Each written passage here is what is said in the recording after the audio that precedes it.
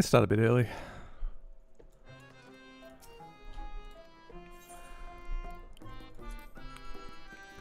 And I'll start by finishing off the Pixie quest.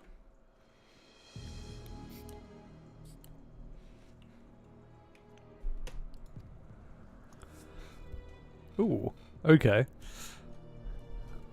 Because part of leveling was going back and doing, obviously, Beast Tribe stuff. We could finally max out the Pixies.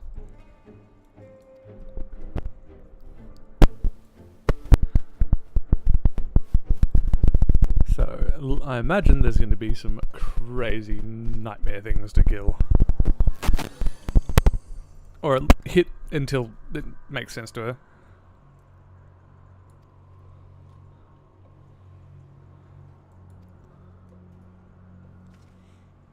Oh, this is just a big story of...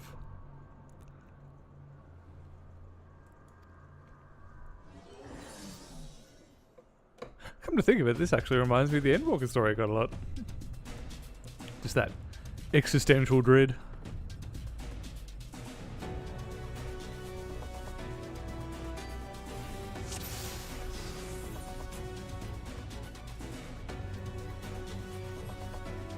I hate that when you click that, it just takes you to the... Oh, okay, no, it does. I thought it just didn't take me anywhere. Because what a weird... Ooh, Clouded Dream.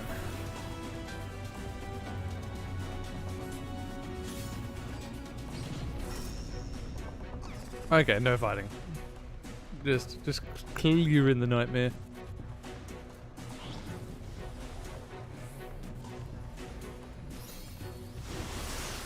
Right, no, there is violence. Never mind.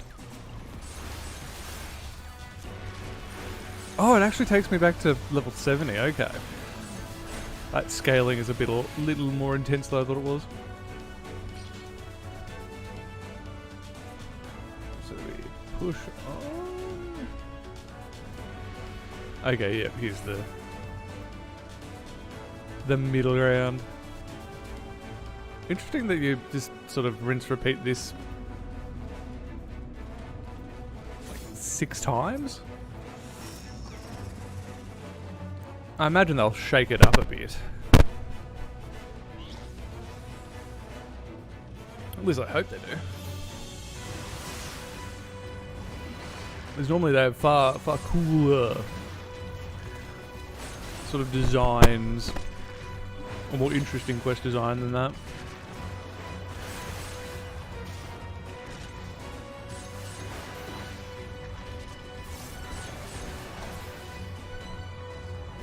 So far, yeah, just...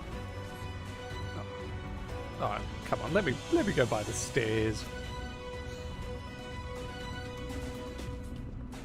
Little cheap. So, yeah, I imagine go beat her until she realizes that life's worth living. Which is always one of those weird things in games that you basically have to resort to violence. Even though Final Fantasy XIV normally doesn't. That's actually disgusting model. Well played to whoever made it, but goddamn. Yeah, in FF you resolve more things than not with non-violence, but it's up here. Half the time, it's like a the Borderlands problem solution. It's just everything involves shooting it, shooting or melee. Oh, yeah, in Tiny T's Nightmare, it's melee, not shooting necessarily, but still, it's like hit the thing. That's your option.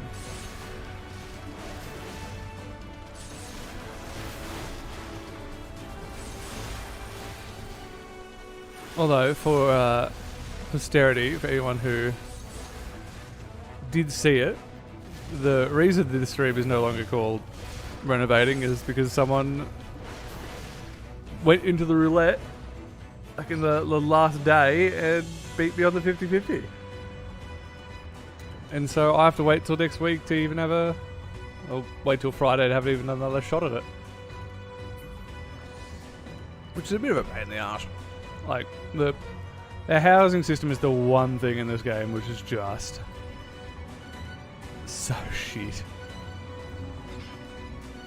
Come on guys, hurry up.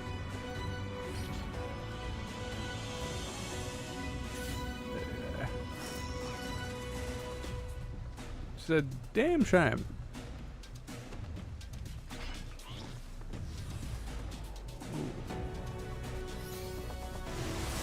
At least it's mildly different bad guys. Oh. And we go away.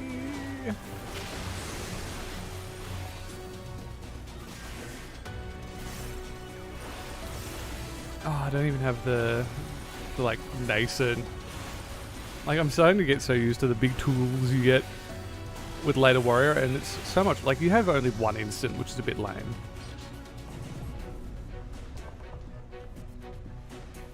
But the rest of your abilities are just so good. All the way to the top. And lead.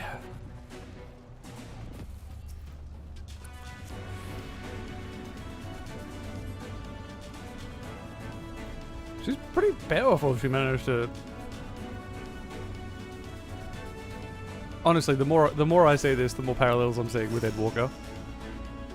That's the insane thing. What's up?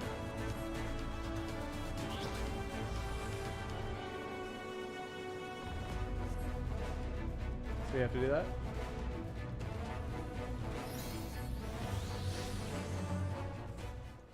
On 5, 10? That'd be great. You're the best.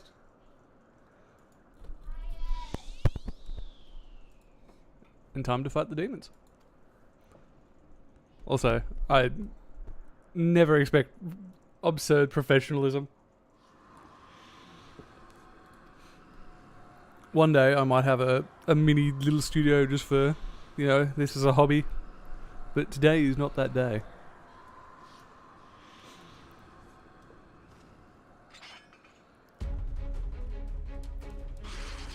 Yep, see? There's... Well, we're not hitting her, admittedly. I did get that point wrong. But we resolved this with some variety of violence. You know, I am a tank. I will properly tank this. But yeah, no, this is 100% just gives me Endwalker vibes. Because it's just like one of those things that I think if you only did the MSQ,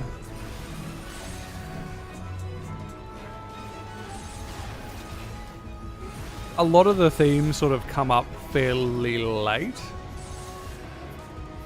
Whereas in retrospect, now that you have this stuff, a lot of people mention like a mega. Oh, pardon me. Like there's a lot there.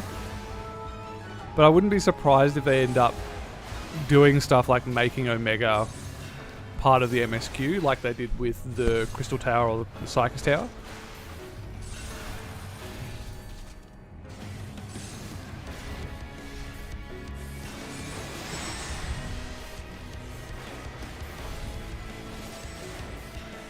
Oh, these guys are taking a lot of damage, and I don't know...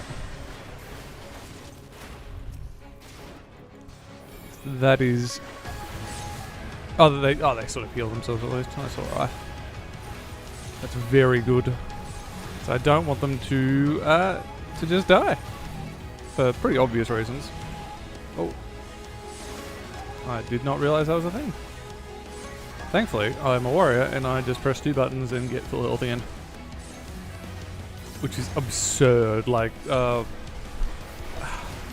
Kyoyuki, I think it was, last week mentioned that it's just like, you know, warriors are one of the S-tier tanks this expansion, and because I love tanking, I just had to accept that Dark Knight is just not as good as it was in Shadowbringers, so hence the leveling this guy.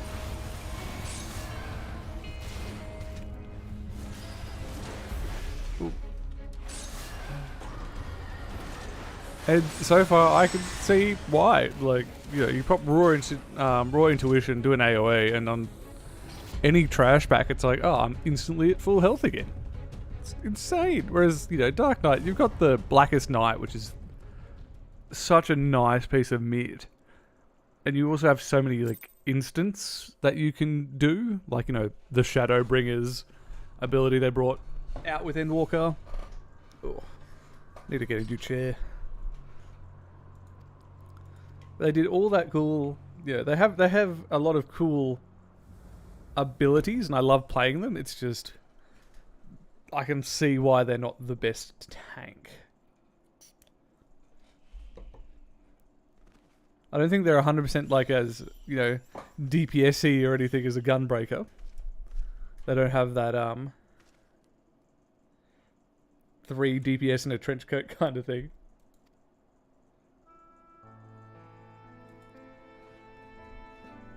But I do prefer having a lot of instance abilities that you can do. Well, then again, I might just need to stack skill speed when I get to max.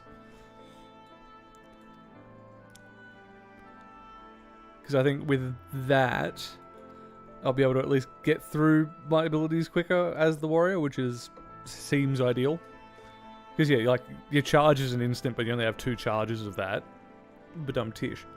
And then the left hand multiple punches.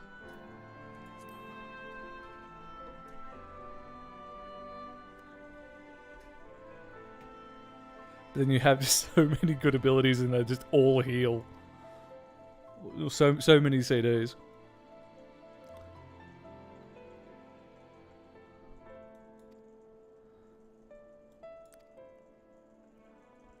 This really comes down to the like you know, it's a more hopeful story in Final Fantasy. It's you know, you beat the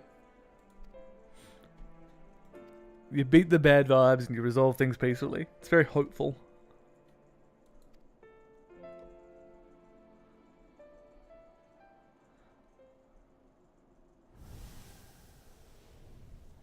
And the cool door is open.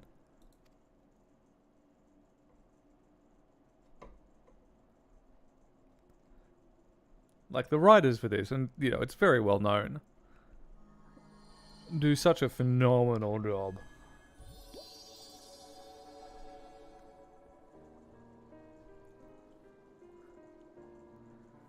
At all of these.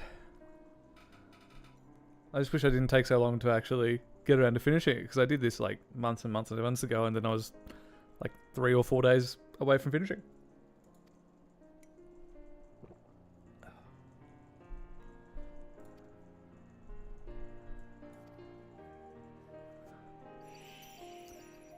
This is actually the first beast tribe that I think I've got to max rep. So I'd be curious to see what sort of rewards you get for it. Because normally it's a mount, if I remember. At least for a Realm Reborn stuff. So hopefully it's that. My mount roulette is currently full of horses because I did all the, you know, extreme trials for the journal, including Nightmare, and they're all good-looking horses.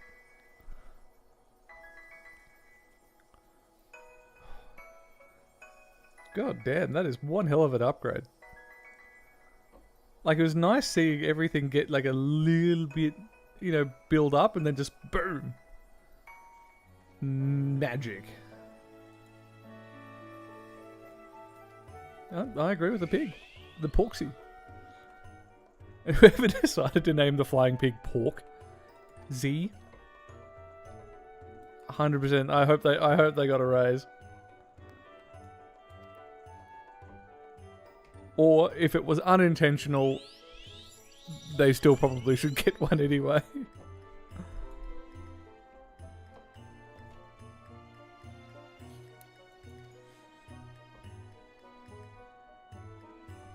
Go have fun with the pixies.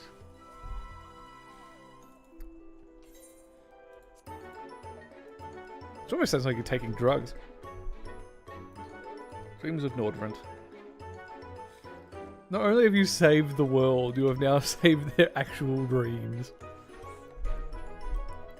Honestly, you've done a lot for this entire planet. I reckon you've probably almost done more for this planet than you have for the first. At least in terms of significance. Then again, then again, a lot of the stuff you do on the first is... Oh no, on the source. This is the first. The source is pretty hectic.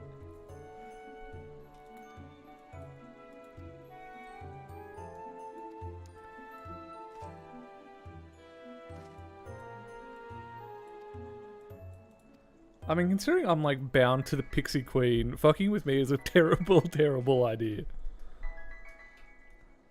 Surely, like, she must have been let in on that little memo, even if she was a bit... I mean, saying she was a bit sad is a severe understatement. But yeah, the point remains the same. So I thought they would have understood that. Thanks, love.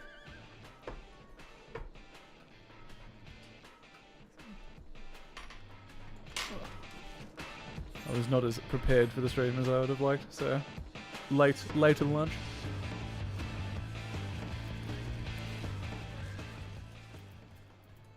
But this should push me over to whatever 7 is. Honoured to Sworn.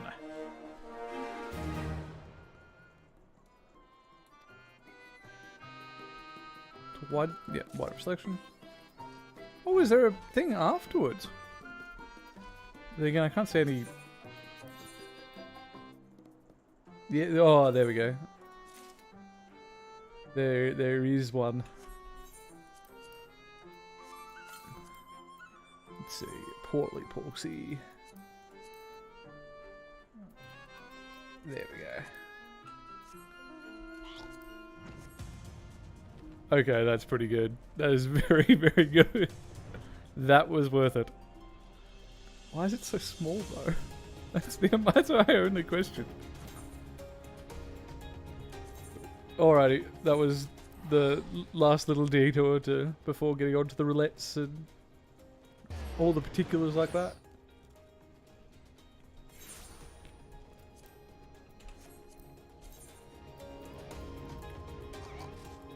So, let's... I did a trial this morning. Let's just start with leveling.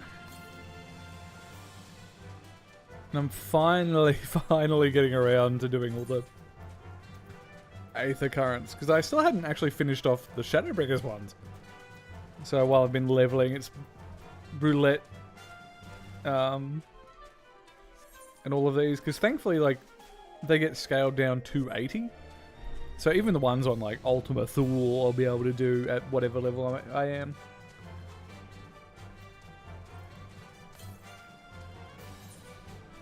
It's a very nice little boon of experience.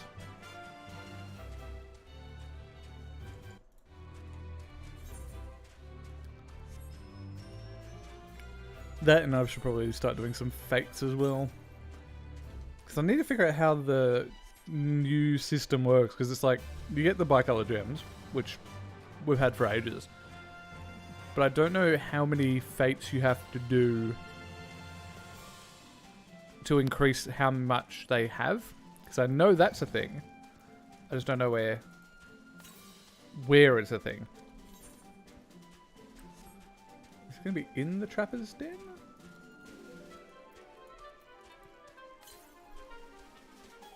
No, right in the corner. So far, the ones in Garlemald have just been like behind trees and shit like that. Or it's like, there's been a few in the city that were really, really cool. In the ruins, but then there was like, behind a tree here, behind a tree there. Weirdly sort of dully placed.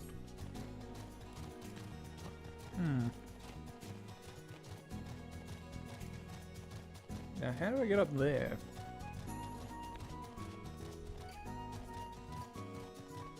Please tell me it is as simple as climbing. No, it is not. Of course it's not.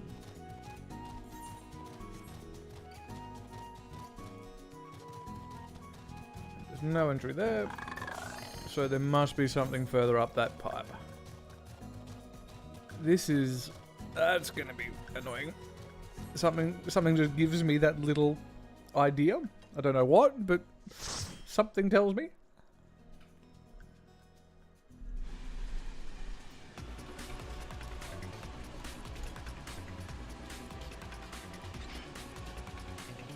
I did this on my Dark Knight and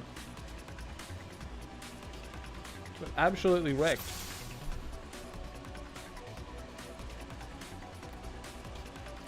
So it'll be nice to see how well I do on the Warrior.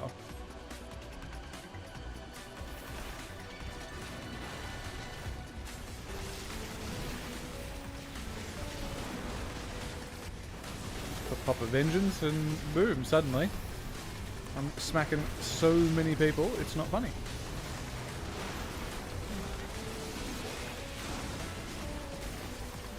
Even with that instance, just the abilities that you get are really cool.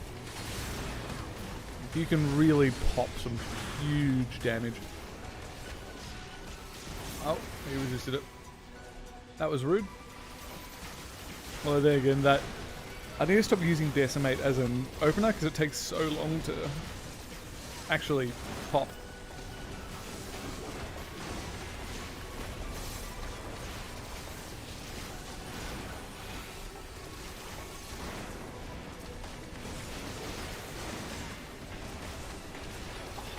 Zero issue. We could have used Nascent Flash there, but she's right. The weird thing is it's like you can pretty much throw one good heal. The proper way to take stairs. Straight.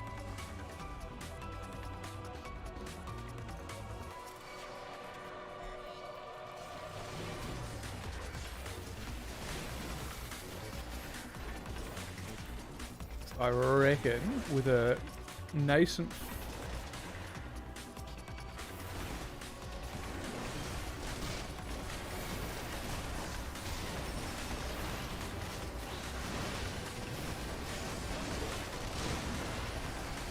that, I can just go absolutely god, like, just the healing that warriors get.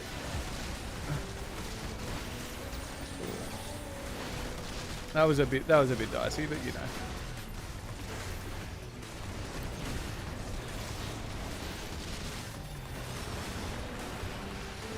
I get, was it blood quetting again, and boom. One over power and max health. Let's see, it's this way, isn't it? Now I just need to remember all the bosses and whatnot in this dungeon, although most of the time it's pretty self-explanatory. Thankfully.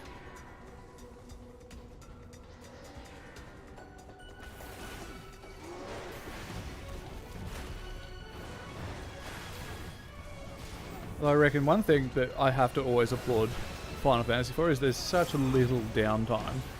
Like you regen... I know the heal is going to regen super quickly between... like that pack and now. Even though it was a pretty big pack and it would have been burning a lot of mana. I should have been paying attention. Rip me. I have self-heal anyway. Oh, I can't remember this one. Okay, that's... thankfully other people remember.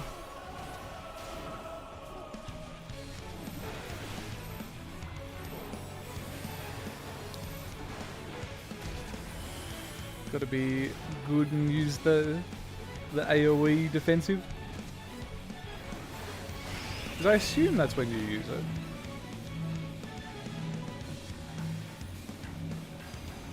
Just make sure.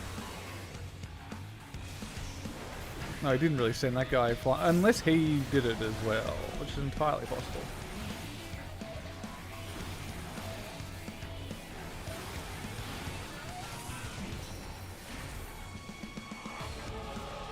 Ooh. Masterful dodge. Masterful.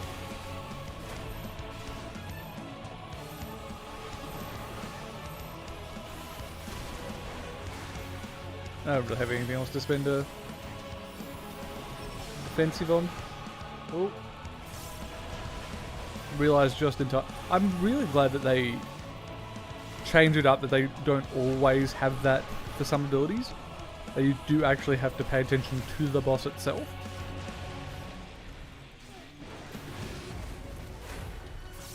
It's definitely a very different raid experience, or like dungeon experience, obviously, but you know.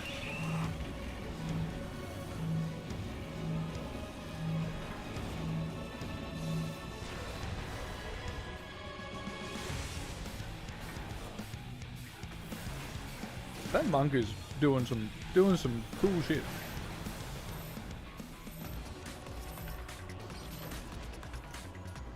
I don't think I've, because you have to do what is a monk first? A pugilist? I think's the term. Oh. Yeah, pugilist. Yeah, pugilist to monk.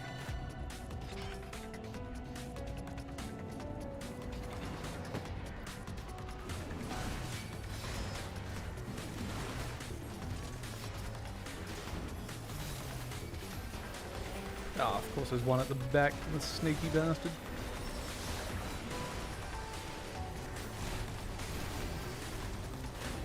Right.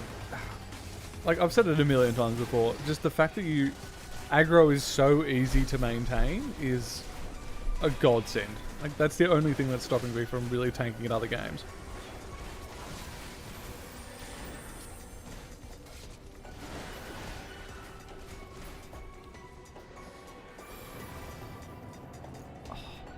It's having a 12k heal. Oh, that's right. It has the hot as well.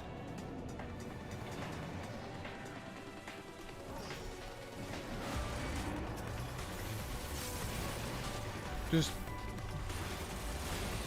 I wouldn't be surprised if this has the best self-healing in the game. And then, like, say, Paladin has really good,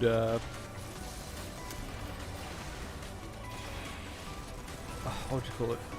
Just like flat shields and other.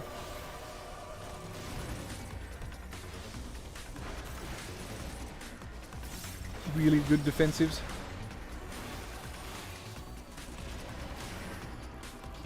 This healer, I imagine, is very experienced, considering he's very comfortable to just leave me on low, so he can keep DPS.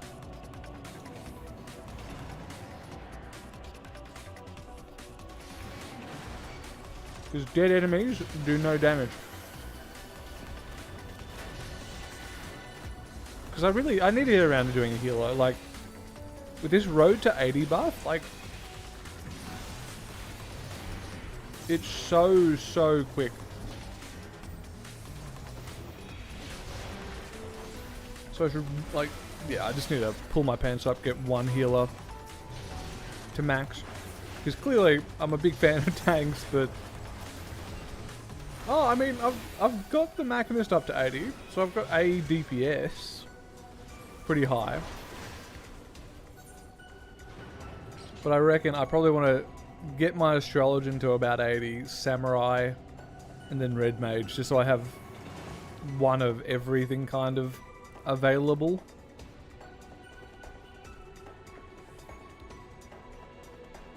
Because you want to have some versatility.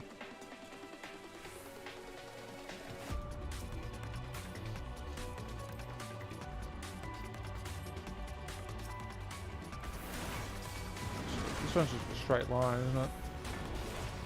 Yeah.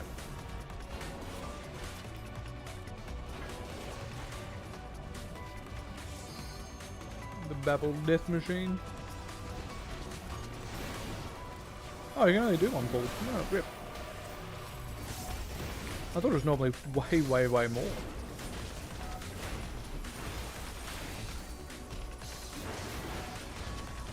At least for this hallway.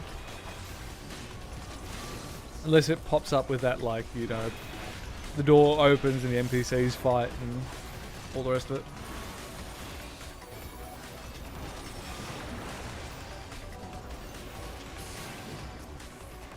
This reminds me of like a Blood Death Knight in WoW. It's just, you don't die.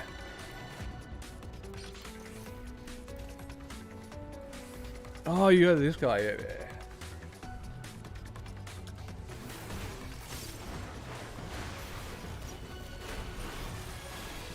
Is Pez.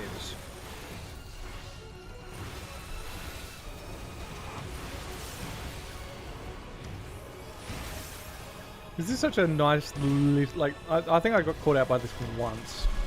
Because I think I leveled through the trust.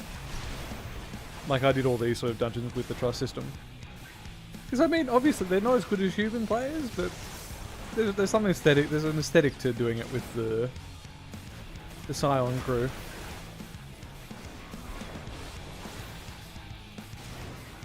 What do you put at me?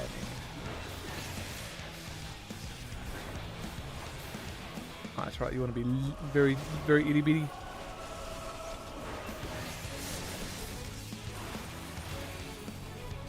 Like, what a interest, because the frog sort of makes sense. It's like, okay, well, for the underwater phase,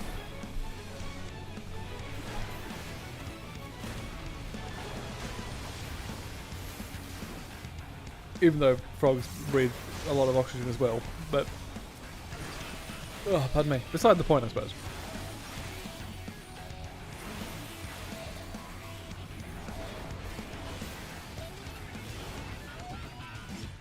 Oh, these are like the, if I remember, yeah, the grid ones. Grid cross. Cross would be a better word. Man, this is a lot quicker of a fight than normal.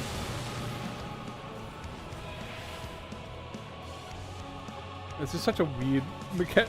Like, at least in that one you're doing reduced damage, but you're still doing something. In this you're just frog.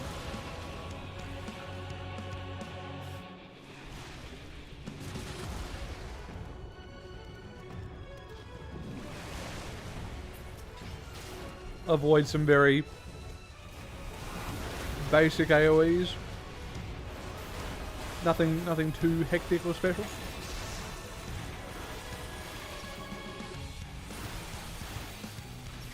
Which way did we get in? One little detail which I always appreciate about this game is that, yeah, there we go. The treasure chest is always spawned in the direction that you going to next. So yeah, if you're ever having issues, you just follow the chest.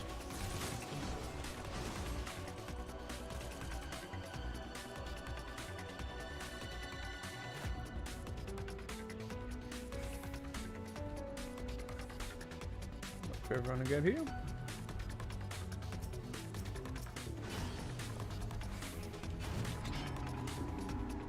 Don't want to leave a man behind. Garrett Grim the Reaper. That. God, I've got two Hrothgar. Is it like a law that all Hrothgar must be shirtless? Have I missed a decree somewhere? I'm gonna pull these back.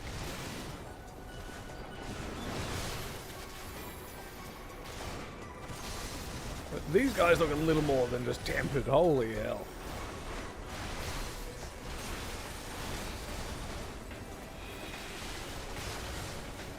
Oh, and I just noticed that when you pop the inner release that you've got the glowy eyes. That's pretty cool. That's very cool. Shame I don't really get a continuation of the story though, actually, now that I think about it, because it's just... I'm a little disappointed that they don't have the...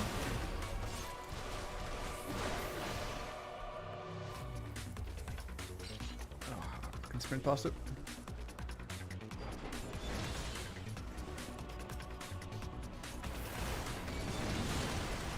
Yeah, they don't have really the continuation of the warrior story or any class story. It was such a... Like, I'm sure there's a rationale to the decision of why. I imagine it mainly just comes down to time crunch. But I really prefer class quest to role quest. And I reckon they probably do too. It's just time has not been on their side. Which, I mean, fair. This expansion was already delayed by like 2 weeks. Oh, get over here.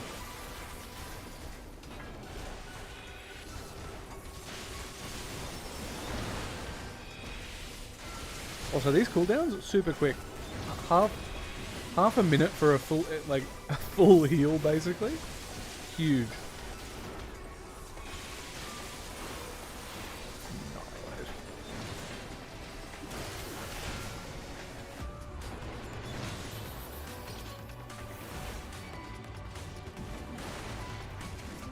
Also, weren't these like a boss in one of the Stormblood? A little bit of model reusing. Just made them limp. Then again, I can't blame them for reusing. Like, that's a real cool image. Oh, I keep forgetting that even the heal can crit. So maybe it's crit and skill speed for a warrior at max. I'm gonna have to... It might be worth checking that just because I like raiding. So, like, eventually when I get to 90, the MSQ raid.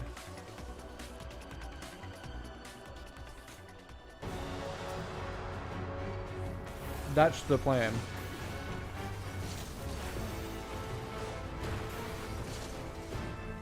This is such a cool fight. Yeah, this one's safe.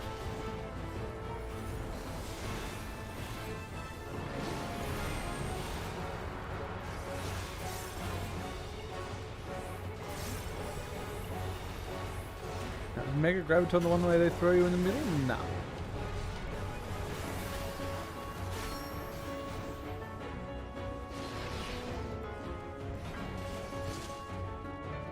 No, it's this one where they drag you. At least they give you a nice little indicator for, yes, you've gone far enough.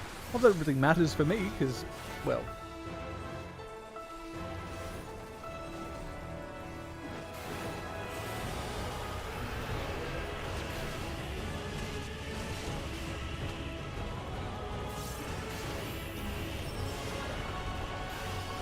I'm going to say my timing was alright for that, to make sure, minimise damage.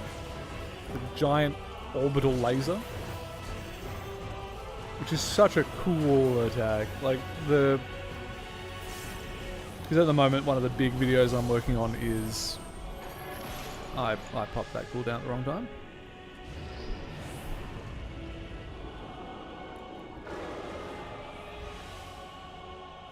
Yeah, I'm working on a comprehensive review of Final Fantasy XIV, and one of the things I've sort of made a special note is just the spectacle of some bosses.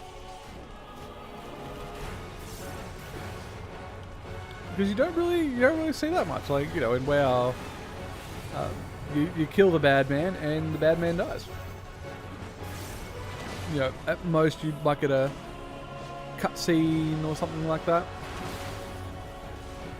But in this, whoa.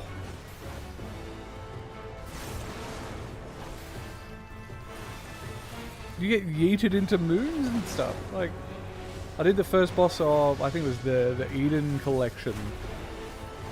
Because again, you know, leveling, you do some new stuff.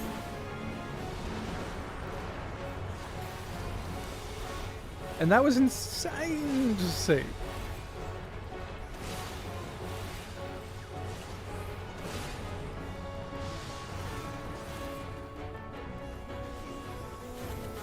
It's kind of, I think it's pretty important.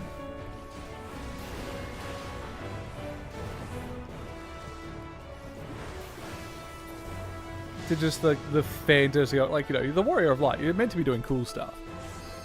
Getting yeeted into a galaxy is pretty cool.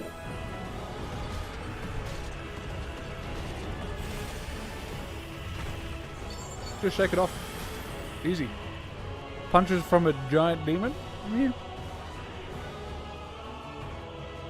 He legally can't hurt you if you don't let him. At least that's what I'm going with. And I have burned it for the instant boundless pain, but that's why God invented sprint.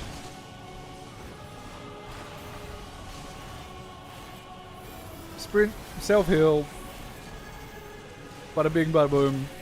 Like, healer throughout a heal, but it's just like... The fact that Equilibrium hit is more of a heal than, like, the basic ones is absurd.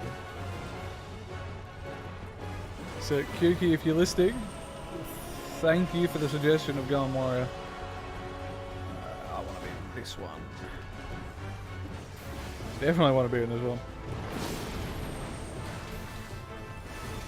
I didn't even get the fact that this one was safe, right?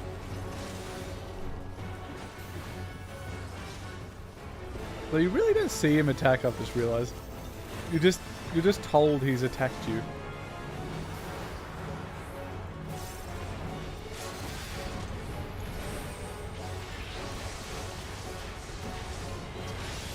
Which is... I don't know how I feel about that, actually.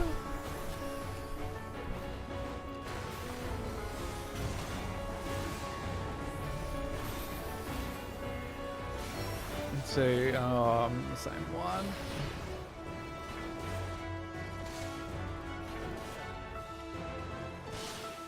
Come on. Oh, I just... I just dodged it. Alright. Fair enough. Can't complain about a good resist.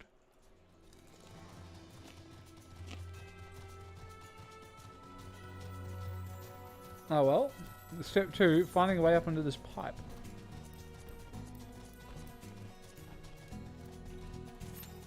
Oh, Q for main scenario. Well, there's the stairs. Oh god. Oh hey Jess, how's it going? In all caps as well, bloody hell. I'm just playing a game, relaxing today. Very, very nice. Oh, jump. It's a good way to spend Easter. Although, admittedly, went chocolate shopping a bit too late and stuff has been cleared out. It's a pretty hefty tortoise. Saying I can't fly, for some reason, because every, like, mount you can get in this game can fly, it just spins. Like rocket spins.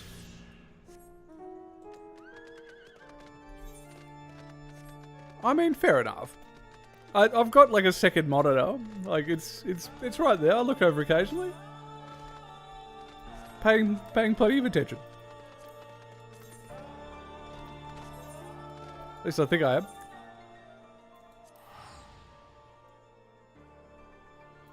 Well, in game fantasy worlds, anything can be anything they like.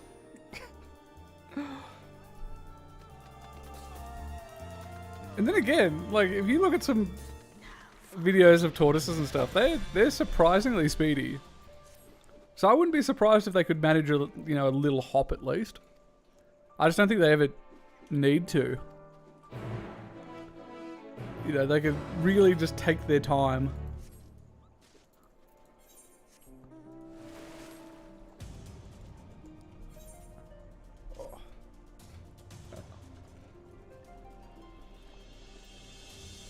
Then again, that was a pretty big tortoise, so probably has more muscle in him as well.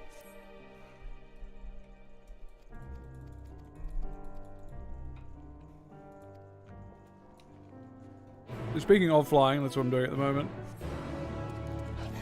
No, you just have to have a little bit of faith in him. Believe in the tortoise.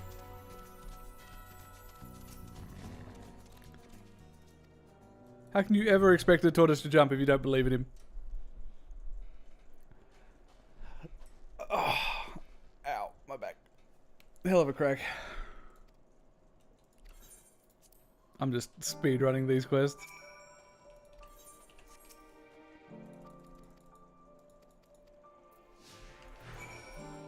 Oh, what am I doing?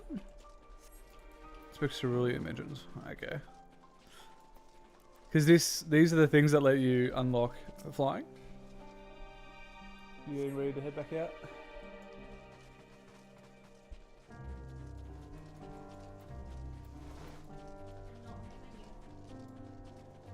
Fair enough.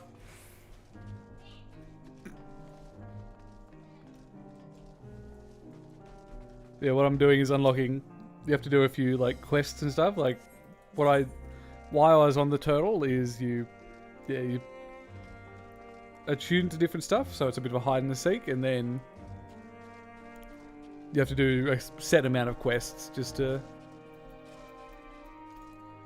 finally get them. I can't, yeah, because otherwise they get all annoying. Some things in this game can get a little frustrating from time to time, but I mean, what can you do?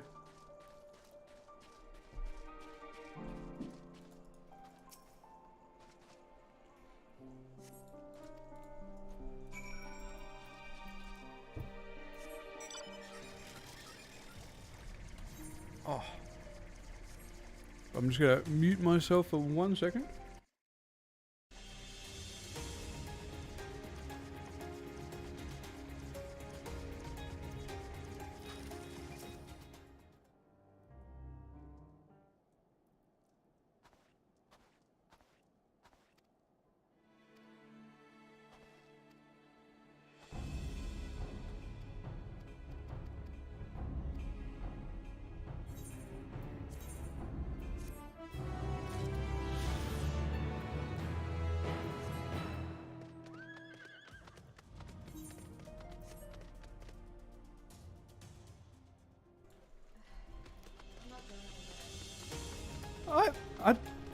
I don't know if it's like MapleStory, because wasn't MapleStory like a 2D thing?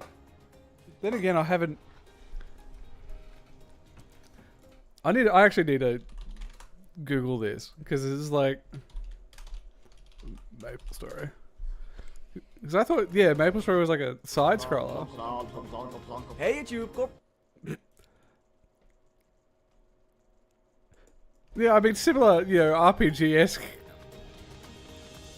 Fuck, what's the word? Similar concepts, very different execution. But I'm not surprised that Matt didn't get into this. It's such a slow game.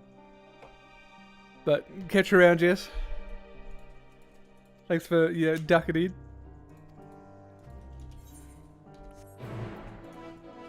Catch you, love.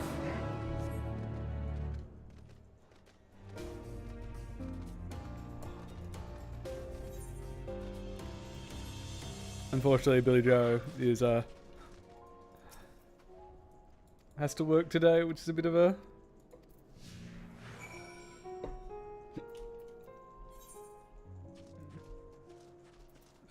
this is probably not going to work out time-wise, but you never know. I talk there. Because one thing I'll give credit to World of Warcraft for is at least these guys mount when you do. So it makes everything so much more efficient.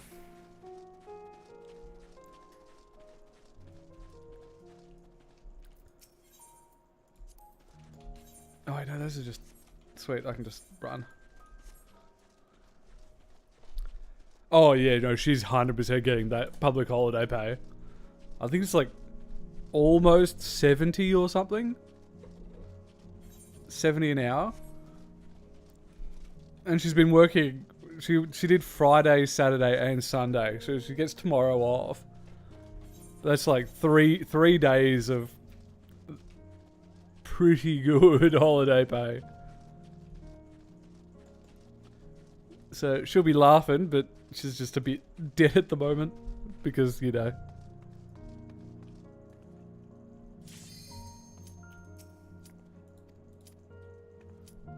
Now I think you can leave. Easy. Perfect timing.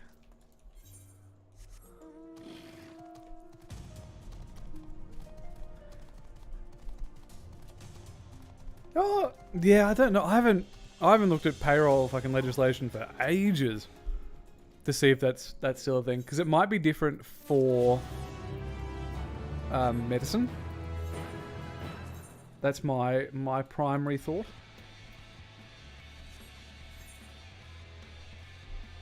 Because obviously they're all in a different ward. Then again, I haven't looked at.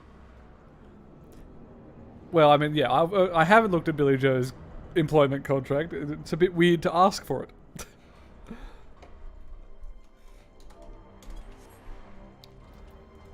So I don't know what award she's on, or if there's like an enterprise bargaining agreement. Which 100% there may well be. Considering I think it's like Sonic Healthcare, which is like, you know, one of the biggest around.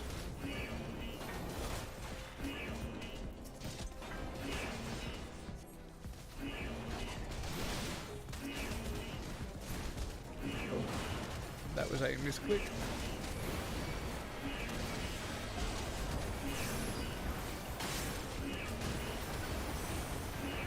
Let's pop everything I've got to make sure this runs a little bit smoother.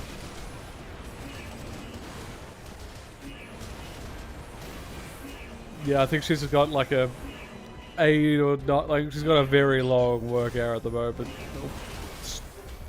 Working day streak.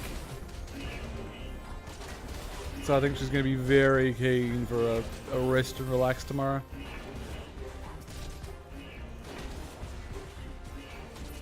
Is this going to be a smart decision? Probably not.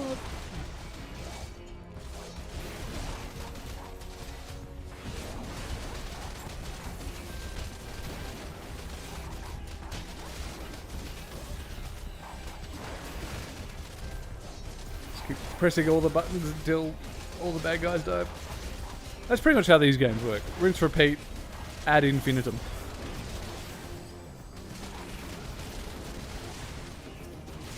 Then again, you play a lot of Animal Crossing. You understand the basic, the grind, getting that bread, or you know, working for Tom Nook. That's that idea of rinse, repeat, always slightly getting a bit better. That's probably the best way to describe any game.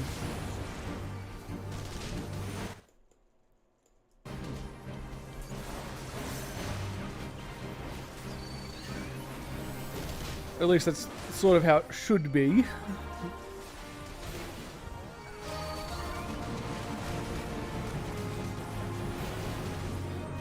I mean, if smashing buttons wasn't an effective way of playing it, it wouldn't annoy people so much.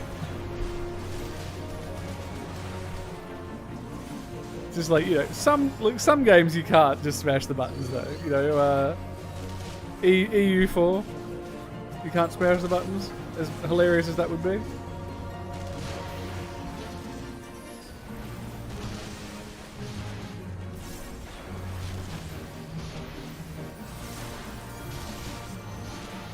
But a game like, honestly, a game like this, if you were to pick it up, you could probably 100%. Just keep clicking buttons. Make your best anime protagonist.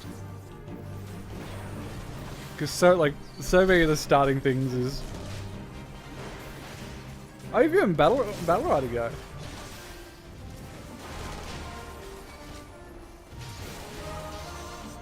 Oh god. Honestly, the fact that you got MVP and HOTS would have, because I imagine you probably played that with Mushek. That would have got him, I imagine. 100%. Just rock up, press the buttons, instant MVP. Oh, I don't have my charge, which is lame.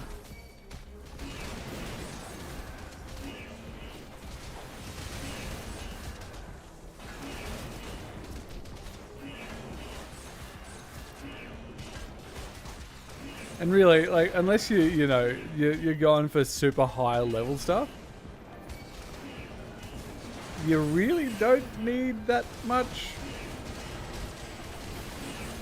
you know, crazy micro knowledge or shit like that.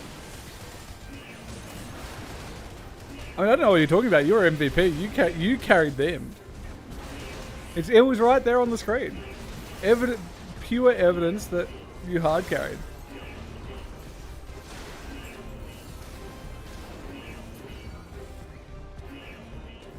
And you know, well, and they can't argue with the game.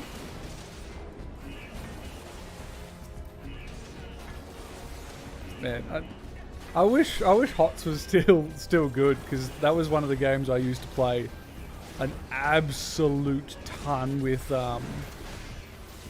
like my really close friends. Like the proverbial boys. Like we started. That was the game that got us together after uni.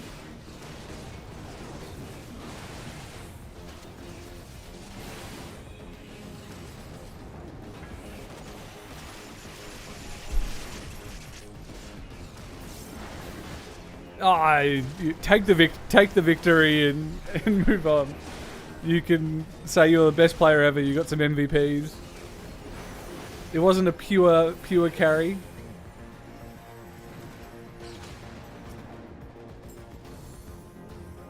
At a minimum, you did your bit.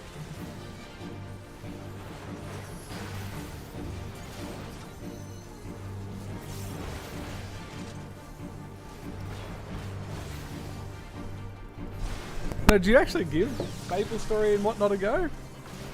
Because I wouldn't be surprised, because I think that was the one game that old rickety chair that Mushek was a big fan of. Like in the MMOs side of things.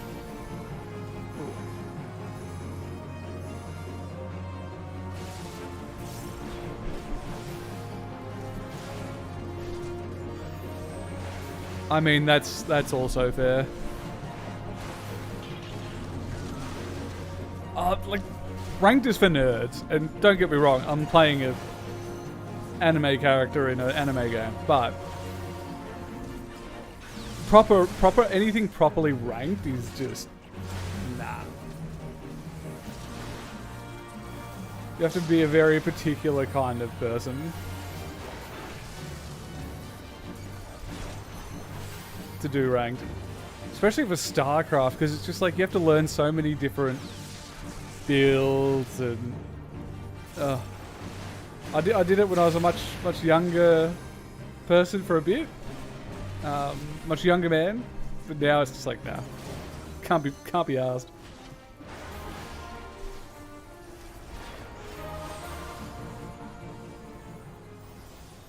I much prefer my slow burn kind of MMORPG games.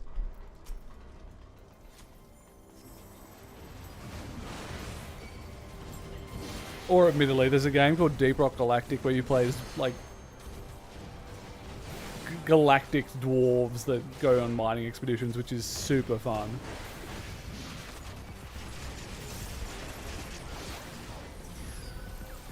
I'm kind of not, I'm not surprised. Like, getting an MMO to work is really difficult, because it's a case of, like, if people get the idea that the community is dying, then more people will leave, and the more people leave, the more people think the community is dying, and it just spirals down. Like, getting a healthy population for an MMO is, like, almost impossible unless you're, like, one of the old school ones that has been around for ages. Like, you know, this, World of Warcraft, there's others like Guild Wars 2. Like, you have to be a pretty notable name or have a lot of budget to actually buy people in there. That even then the game has to be good, because I'm gonna guess that you haven't heard of the New World, which was Amazon trying to make an MMO, where that died pretty hard.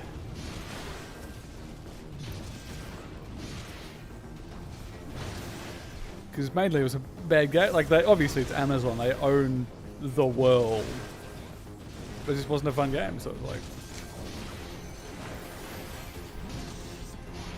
what can you do?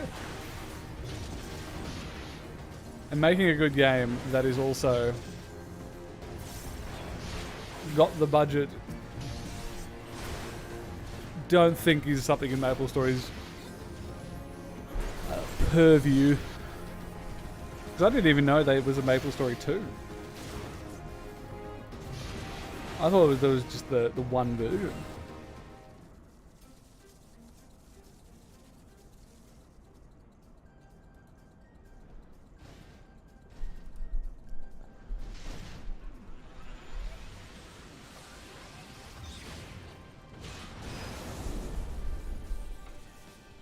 I'm surprised you haven't got Nacho hasn't got a Switch and Animal Crossing himself. Because isn't there a lot of value in having tons of friends in Animal Crossing? So I'm trying to remember, because I know Billy Joe has it, but it's been a while since since he was actually talking to me about what's in the game.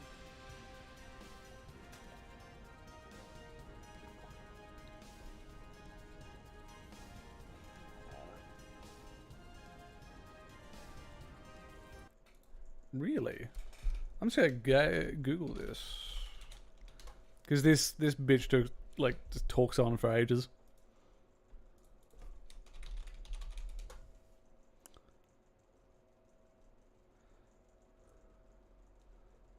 October 2018.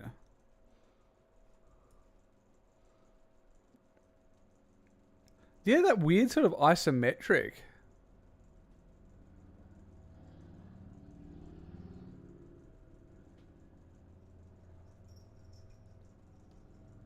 And not great. He's not doing good.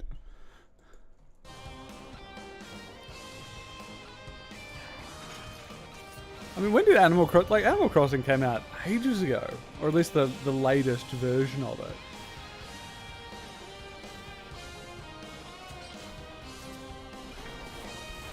So that's a bit of a rip. But I wouldn't be surprised if they create a new one soon, and then you'll be...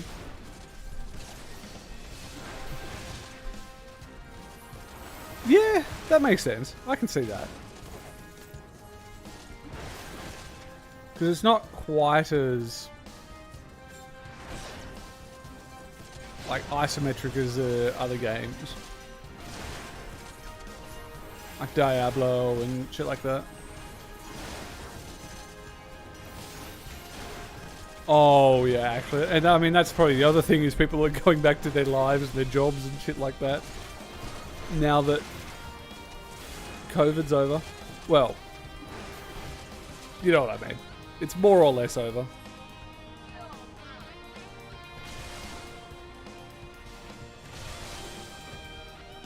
I would I'd be absurdly surprised if we got another lockdown.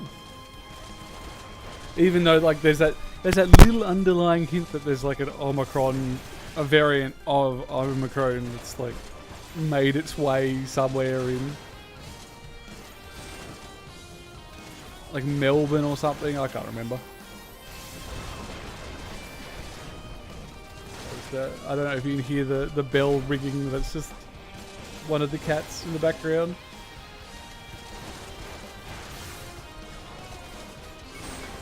He's like, one day, because I quite like streaming, I'll probably get myself a nice little office for it.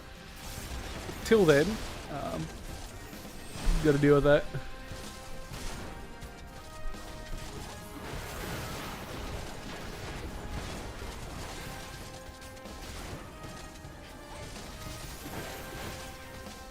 Yeah, Uni's kind of a joke. An expensive meme, and you need the piece of paper, but goddamn.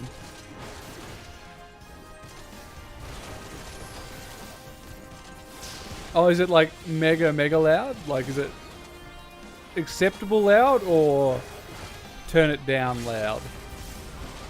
Because I can't really hear it on my own stream. Because if I listen to it, or if I have my stream with music on it, then it like doubles up. Hello. And obviously, doubling the music's a little crazy. Let's see. Well, I think it's system. Oh, it's fine? Cool. I'll take that. I'll assume it is then. Because I think, like, it does definitely get louder for some of those ones.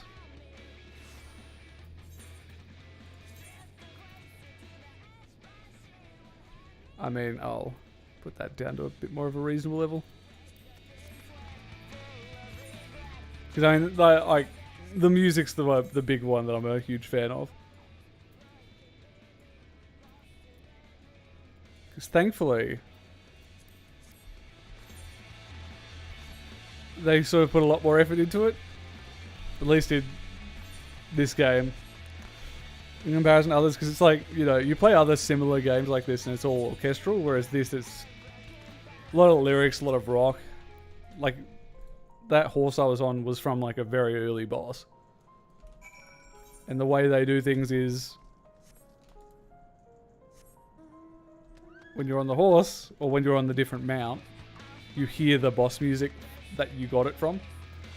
It's a nice little attention to detail. Let's see, what do I even need to do? Oh, he's down there. Just find a dude. Oh, there's still 2 quests I need to do.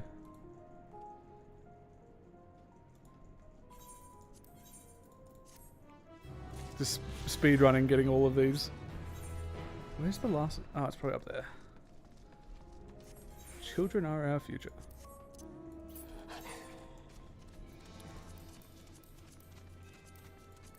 Alliance Rednecks, why not? Yeah, all I'm doing at the moment is trying to get, because the max level is 90. So I'm now trying to get my warrior up there. Mainly because the Dark Knight, which I did the story and all the rest of it first, kinda isn't super good anymore, which sucks because I absolutely love playing them, but I also want to be able to not be trash.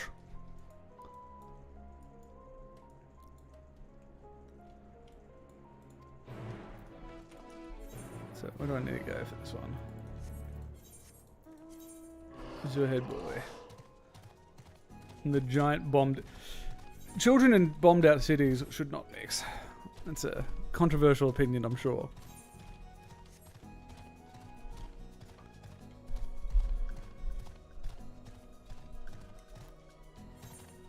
Yeah, this is like the current expansion stuff. Yes, so it's like, even if you were to start playing it tomorrow, like, you know, today, and it's free, so it's, you know, it's worth a shot. Even if it is a bit slow to get into.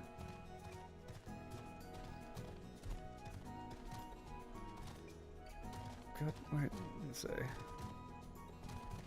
It'd make no sense whatsoever. It's probably on top. Rip.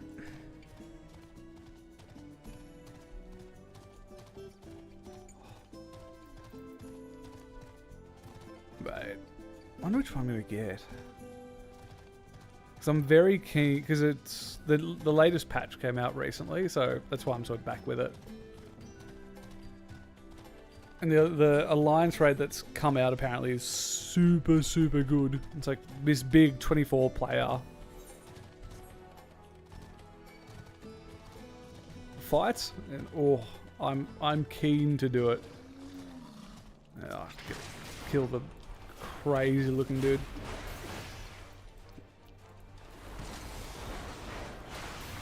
No, I think don't it. Eye hex, don't even care. Dodged it.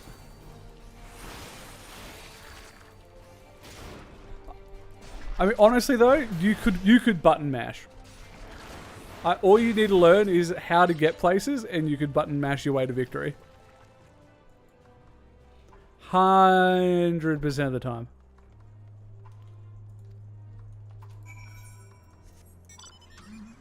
Like, I'm sure there's some really optimal rotation for me at the moment. I'm just like, yeah. Push the buttons that do the big numbers. And it works. Things die.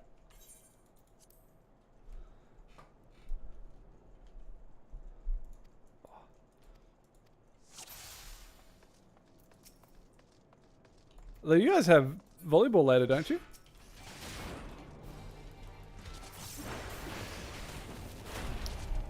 You just vibing here. Oh, do I? No, okay.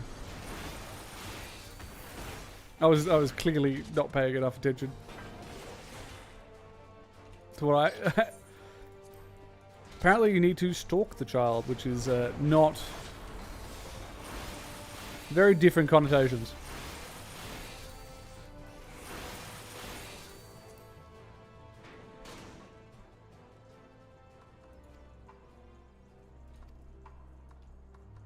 Safe distance.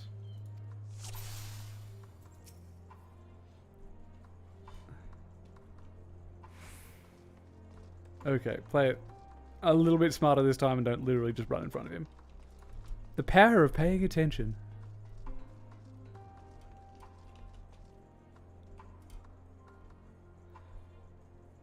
God, it's actually, I'm surprised they're doing training on Easter. I really, like, I suppose it's in the afternoon. What's that? Yeah, late. 4 p.m. That's pretty late, actually. 4 p.m. Easter.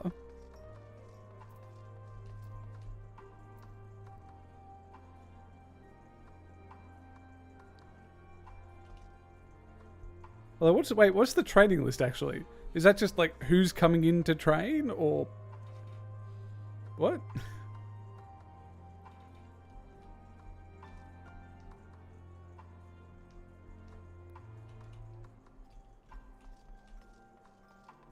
And surely that would have that probably should have been released.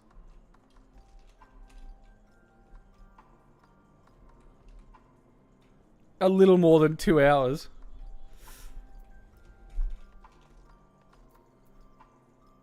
Okay.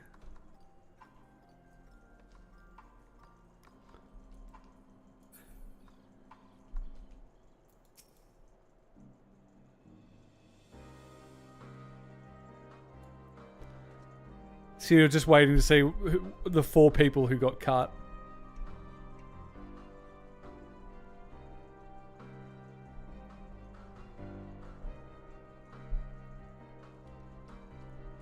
Oh yeah, 2 days before. That's perfectly reasonable.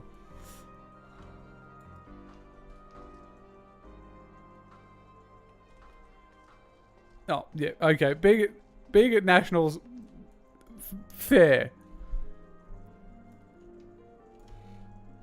Then again, it's Easter, so even if he was just like with his family.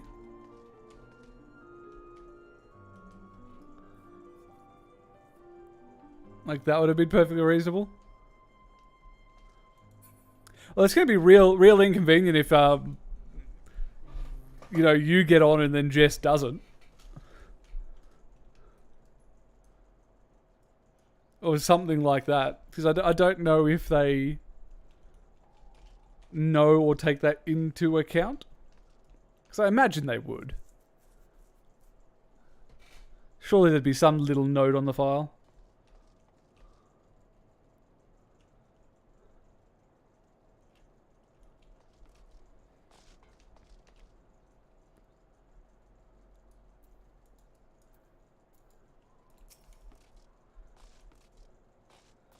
I mean, yeah, mate, like...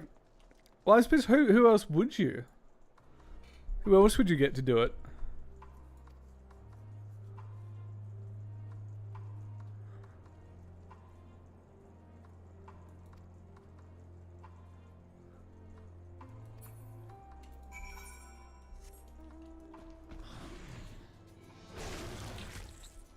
So, well, I mean, yeah, how big is it?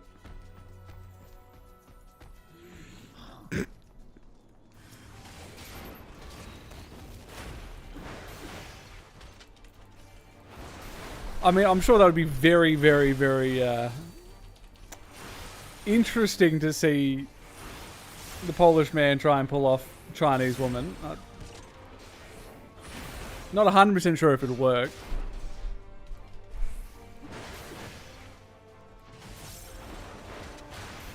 Although, how far away is the volleyball place to you guys?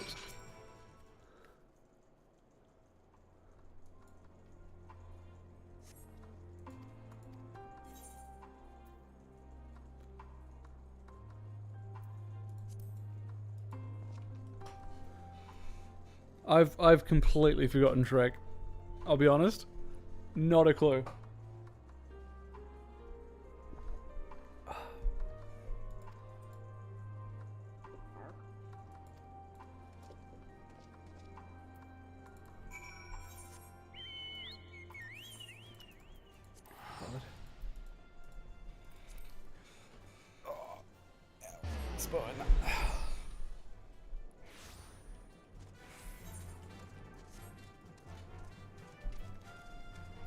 Oh, okay. That's actually not too far. Yeah, you guys are very, very central. I still haven't.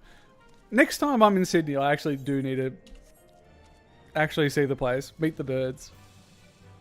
Because the two things I have not done yet.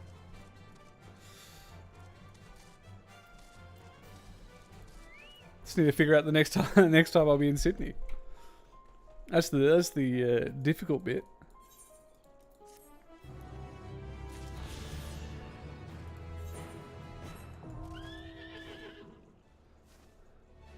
Now I can fly. I've done those quests. Is Pez.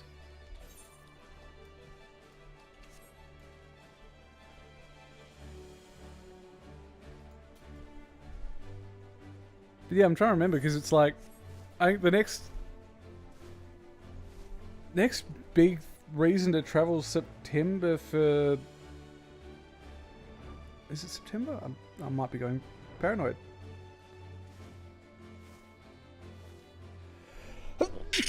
Oh, pardon me. Yeah, I think it's September for your wedding. And then... Oh... Well, actually, when's that? Yeah, because Machak mentioned there's the public holiday in June. Yeah, Queen's birthday Monday. That might be a good time for it. Just that long weekend. Alrighty, I'll show you the tortoise flying. It is very dumb. Where are we? Mount. Nah.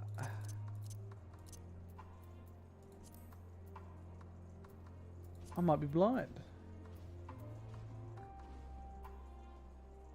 Behemoth, envelope.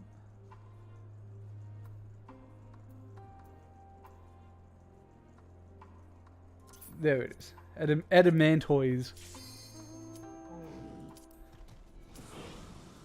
Oh yes, of course.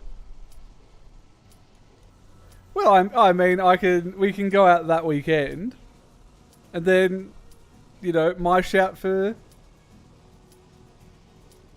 my shout for his birthday. Boom, done. And that is how this turtle flies.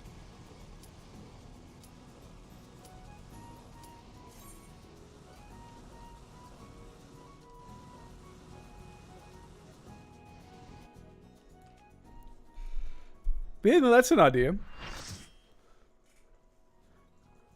I'll just need to see if BJ can get the time. So I'm not 100% sure if she'll be able to. Because at the moment, we've got another wedding in November. I'm coming up, because I think, yeah, their wedding's on the 13th or something. And then I'm coming to Sydney the week before for the Bucks party.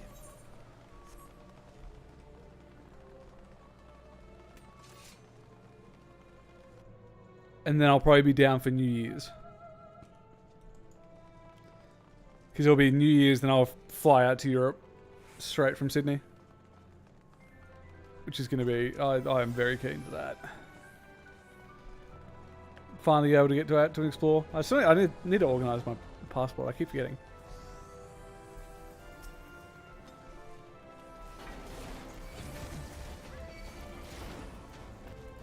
Like, I finally got the birth certificate and everything. I've got all the paperwork. I just need to hand in the paperwork and... Then, actually, I probably want to lose a bit of weight before I get the photo, because, you know, you get the long-term passport because you don't want to deal with it that often, and every time you look at it, it's just like, I do not look good. Yeah, you gotta look alright for a photo. Then again, I'm not photogenic. I do not vibe with photos. I don't know what it is. Just doesn't work.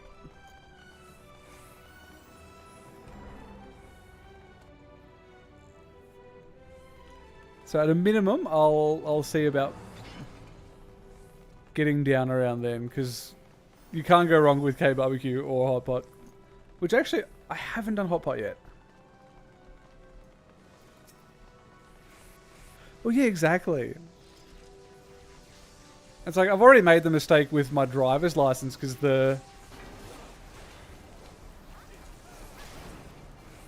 in my driver's license, I still have hair, and that was before I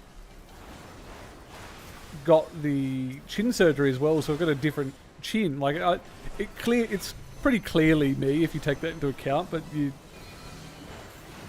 sometimes need to do a double take. Oh, I don't even know what to fuck.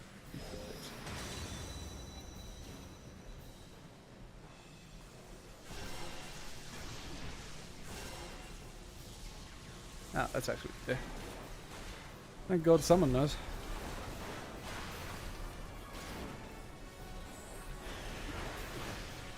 So yeah, if I have to make some poor immigration officer look at my photo for the next 10 years, then it better be a good one. Because now that you can go travelling, and once you get used to travelling, you just want to do it a lot more. So I think one of the big things is, like, I was sort of waiting to have someone to go travelling with. This makes the whole experience a lot nicer, lot less lonely. Plus, Billy Joe's reactions to different things is hilarious. Like, I don't know if I ever mentioned the story of the first time, like, there's this really nice cheese shop that I always go to when I'm in Sydney. But when we went there the first time, absolutely blew her mind that there was that many different types of cheeses. There was this look of existential shock. It was one of the most hilarious things I've seen in my life.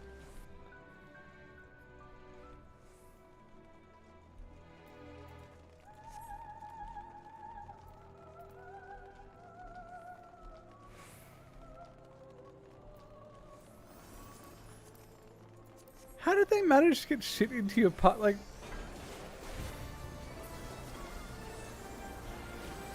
that's impressively bad.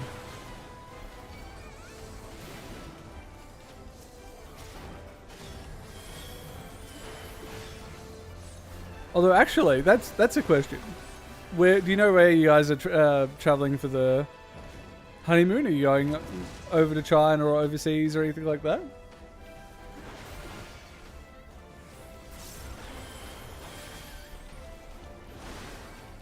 finally get a bit more use for your passport again. Because I imagine that's probably the most dusty document in anybody's lives at the moment. Except for my parents who they've travelled...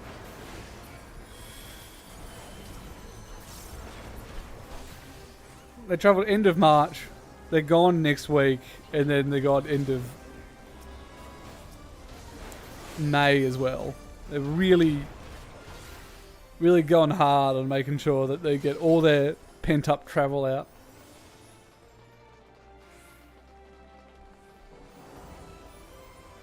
I mean, once it gets on paper, it's just impossible. Oh, hey, BJ. How's it going? And yes, I just got your text. Fuck the amount of the samples you're getting.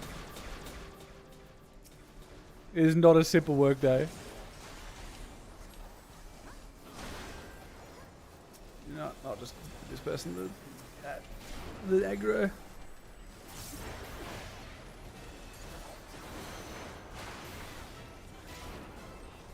Oh, nice. And one would imagine that Europe probably will have calmed down by then.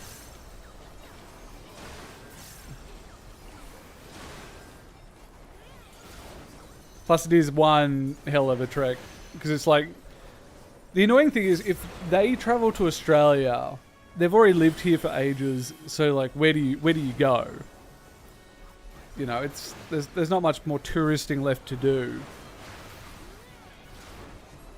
But if you go to Europe, or you go to Poland, then you can go through the rest of Europe.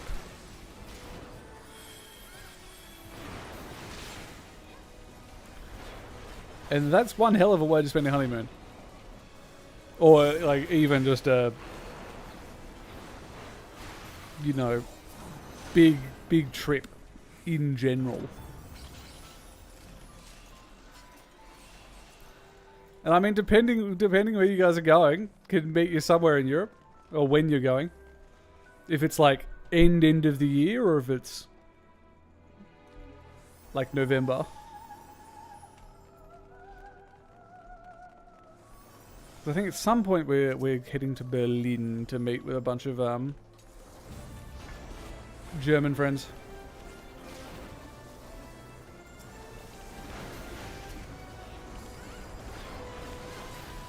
I mean, Berlin's a relative hop, skip and a jump from Poland.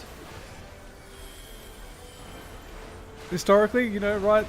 Very, very next door neighbours, basically. Very neighbourly.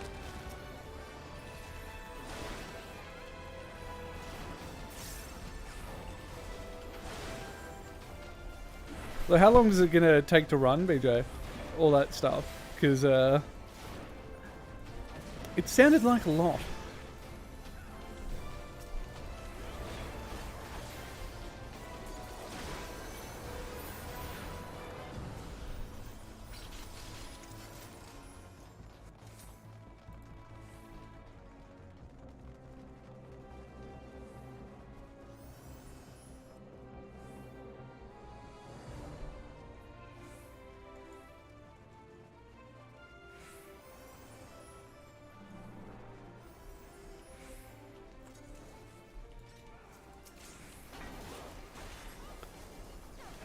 Oh, that's true. And I mean, I imagine it's going to be a lot easier with him having an EU passport and then you now being married to him. At that point, it would be very, very... make everything a lot easier.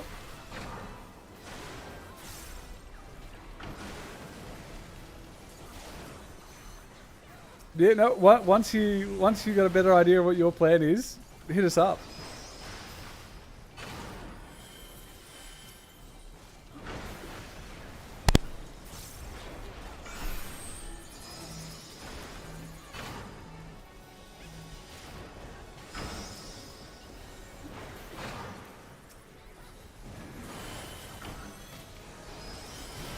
Well, I mean, she can come on stream, so one imagines that you can do a surprising amount.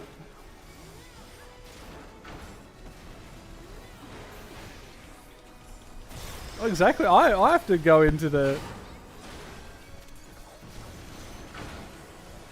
I'm not looking forward to going into the Lamau. You're just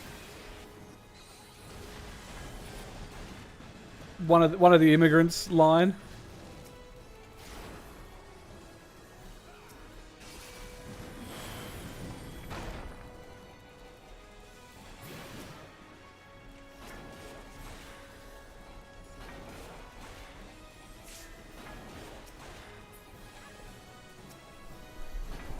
Because I think we're starting in Rome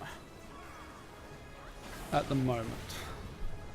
It's like Rome, France, Germany, Norway, England is the summary of our plan. Maybe Switzerland, like Italy, Switzerland, if that's easy enough.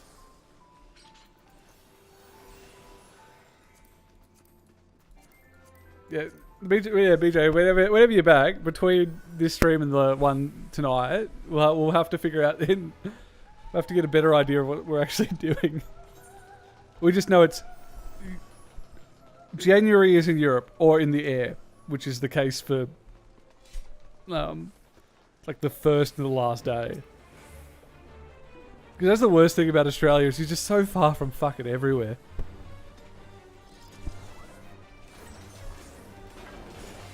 It's like, my god.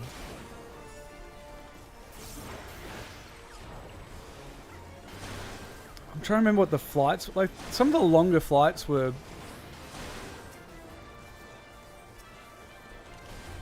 40-something hours. It's insane. Like, we... need to invest in the supersonic jets. Or the subsonic jet, sorry. Can finally do the trip so much quicker.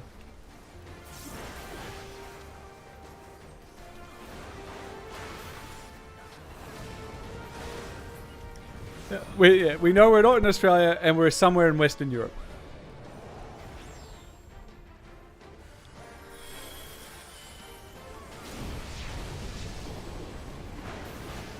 Which will be very nice. Because as much as I love, you know, being Australian and whatnot, it's just like... there's not nearly as much cool stuff. Oh yeah, like it's a minimum day travel.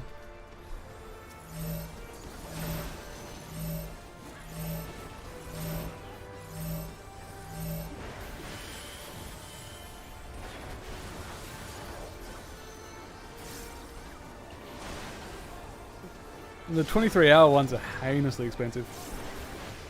So, might see what I can finagle, see if I can't get some help with the tickets from Mum and Dad.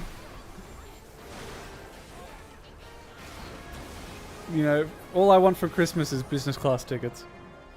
It's such a small ask.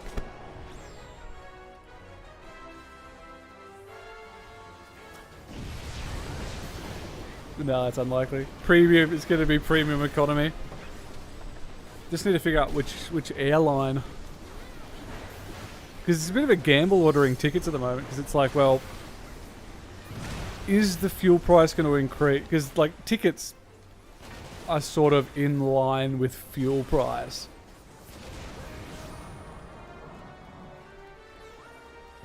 So it's like, is it going to go up or is it going to go down? Because my bet's probably gonna keep going up. Because even when Russia gets their shit together,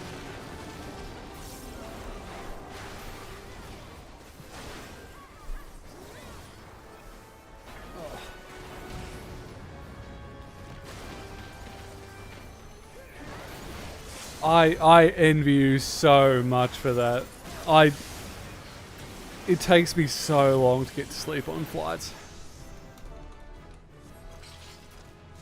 Which sucks.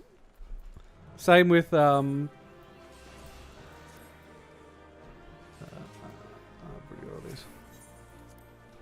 like falling asleep in the car, like even when I was young, just could not do it.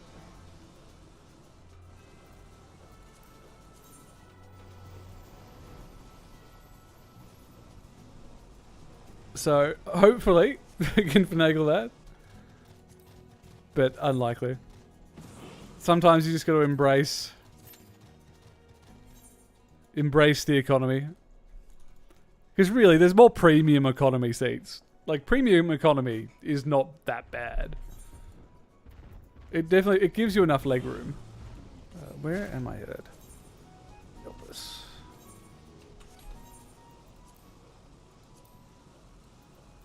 That's not it. There we are.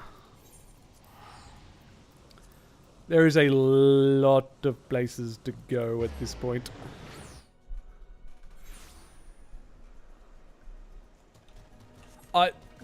Cannot relate in the slightest. Frankly, as far as I'm concerned, you're a witch. Like, that is magic. Then again, I just can't, like, I can't nap very well. I have to be really, really dead to even have a nap during the day. Really? Or maybe I reckon it's because premium economy is like newer fit outs, because they've been sort of, a lot of airlines have been getting rid of first class so they can have more premium economy tickets. Because you can just fit so many more people in, and it's a lot easier to do it. And a lot more demand for premium. For just economy more broadly. Because some of those, like, first class tickets can get absolutely absurd. Like, the jump between business and economy itself, like, already is a bit fucked. Then you go that extra step to first, it's...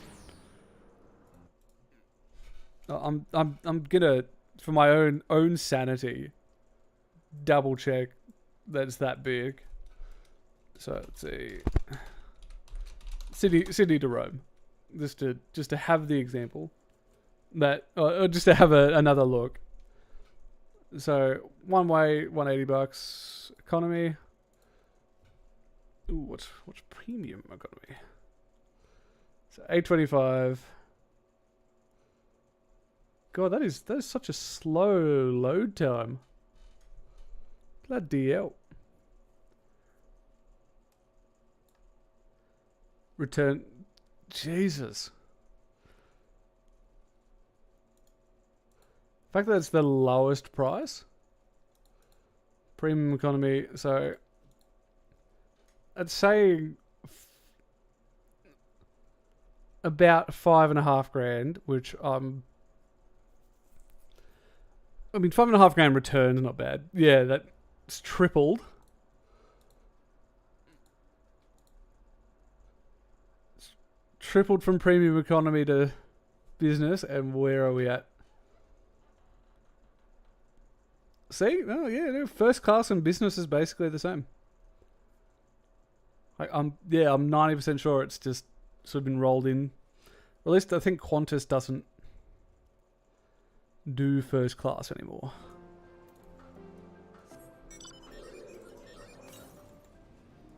Oh, like, flying's so fucked. That's why if or flying from Australia. Might even look to get a travel agent just to see if we can't. Because they normally get some, like, deals here and there. See what they can do. Because yeah, flights at the moment are godless. Because if I reckon if fuel price goes down, we're Gucci. But I don't think they are, or they're not going to get they'd get down, in like September, and by then most of the tickets for that time are sold out. Even though it's going to be winter in Europe, so it's going to be godlessly cold. I still reckon people would have sold out just to go travelling again. That's what's in that little garden thing.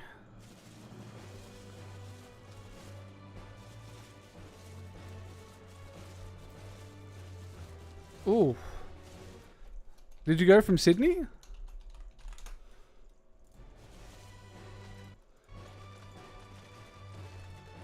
Let's go straight to the source. Yeah, no. Just economy. Actually, what the fuck? That is such a godless jump between economy and premium economy. Like, just doubled. See, no, it's still about 1800.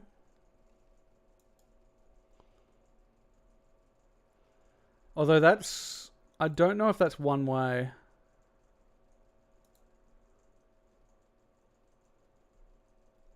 Or when it's back.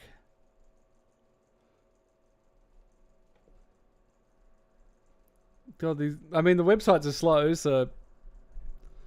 I imagine a lot of people are looking at them. God, what do you have to search? About $2,000. So they've definitely gone up a little bit.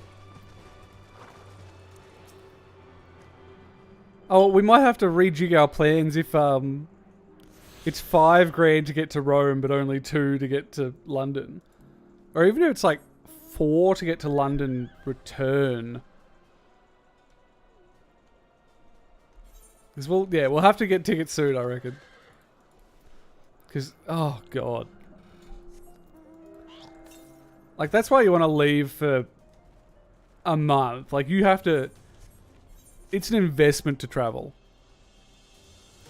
Also, I got the little pig. That is one of the mounts. Don't ask me why. It be that way.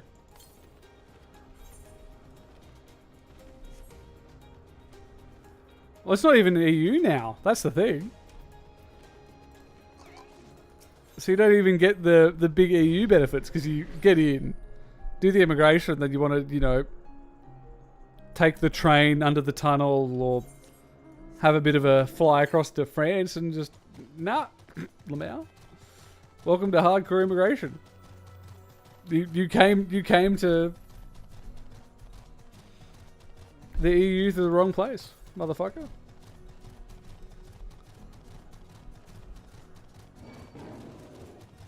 Because of course they just deliberately decided to make travel as annoying as possible from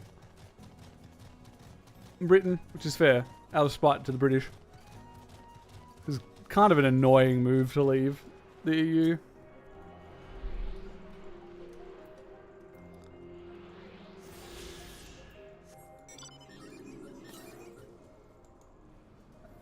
Southwest. That's going to be over there.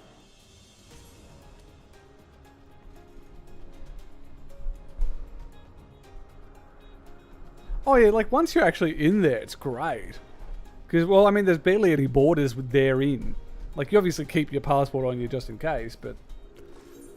like, most of the time you're fine.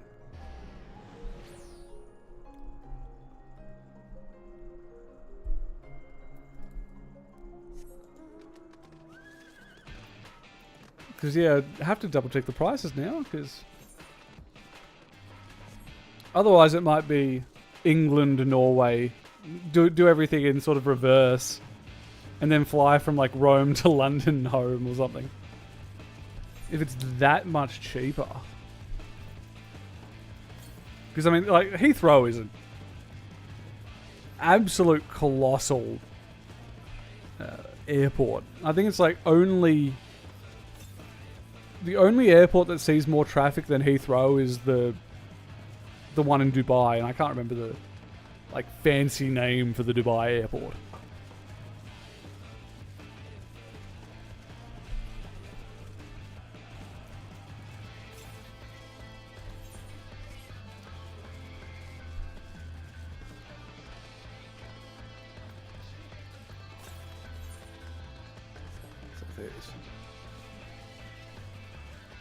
Yeah, it would be nice. It would be nice to finally travel again. Last time I was in Europe was like when I was 16, I think. So more than a decade at this point. Because that's where that is a fun little fact where I got my first satchel in a little bag shop in Florence, and then from there, that's, you know, part of the new normal kit. It's just so convenient.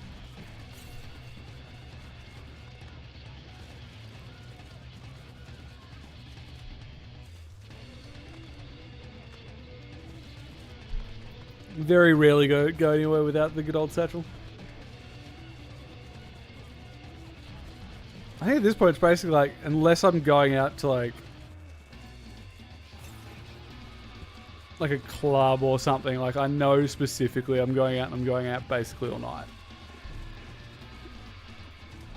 Where's the depth? Oh, I'm blind. This green, it melds in with the green. I'm probably colorblind. Yeah, you know. A million and one excuses. Somewhere in there.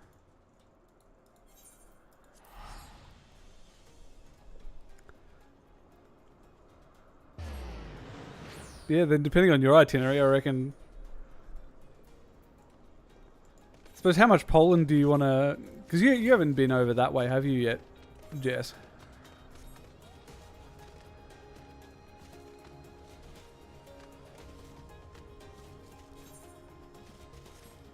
Because if it crosses over into early Jan,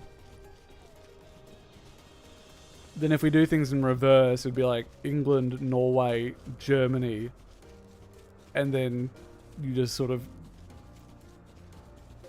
meet us somewhere there.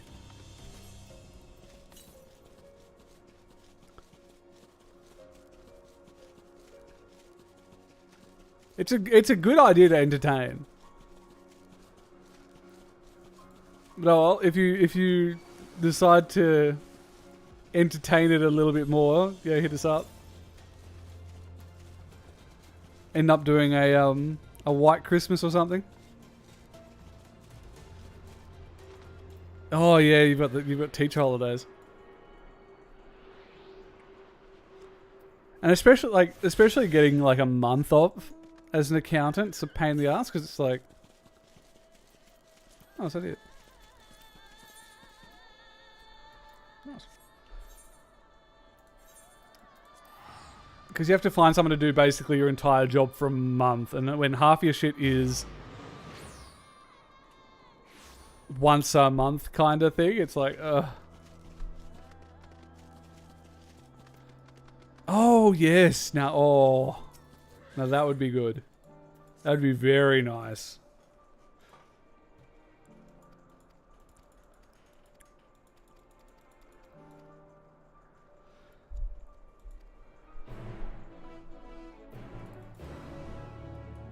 Pretty bold to negotiate working two days a week from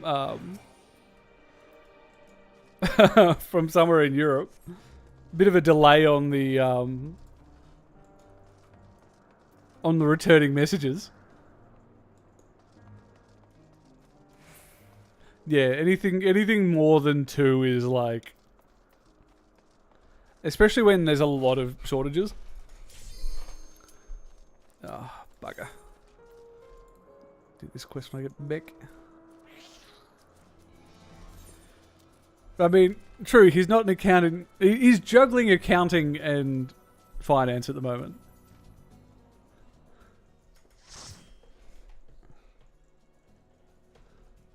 And true, that would be ideal. Oh, I have not done this before, so this is going to be interesting.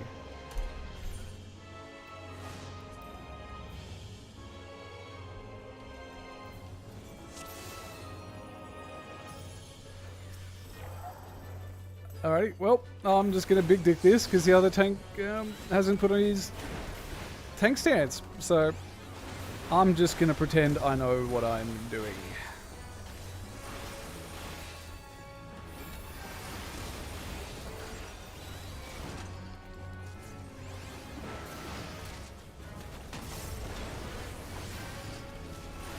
Does that sounds like a clever idea?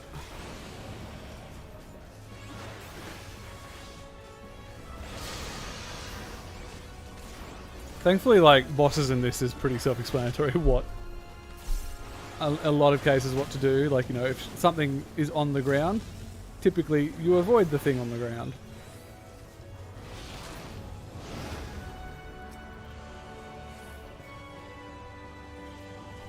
And you can sort of follow other people and pray they know what they're doing. Ah, it pushes that thing. Okay, cool.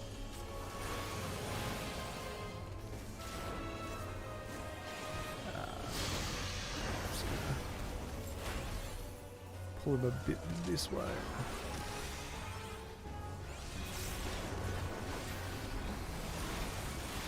Because yeah, like this game still has so much shit that I haven't done, so I'm like,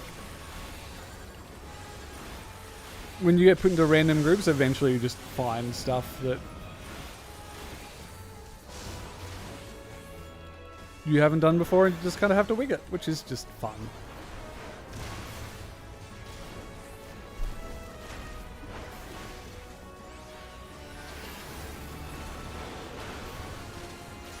Cool. What's he doing here?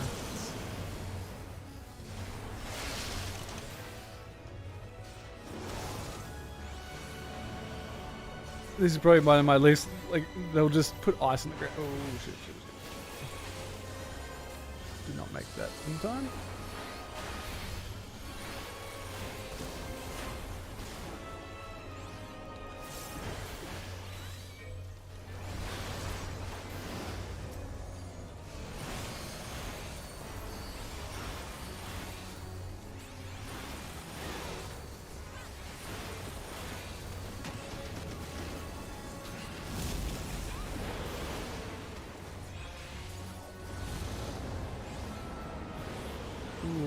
Does this one work? Obvious, in-depth, hardcore concentration. Shit.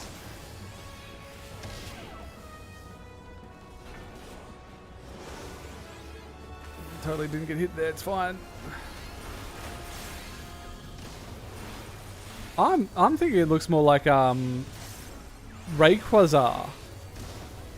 The Emerald Legendary. Did Rayquaza have wings?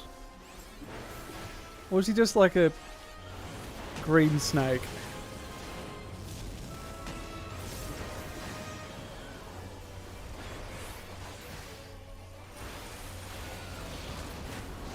God, I need to go back and play some of those one day. They were so good. Although, have you seen the new style of Pokemon game? They're like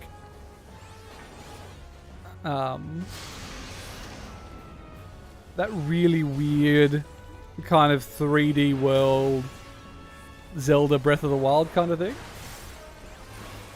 Like, it looks super interesting, but I don't know how well they pulled it off.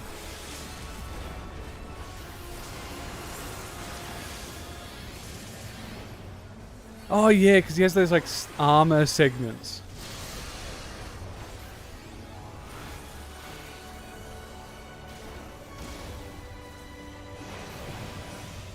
I'll Google it in a sec, but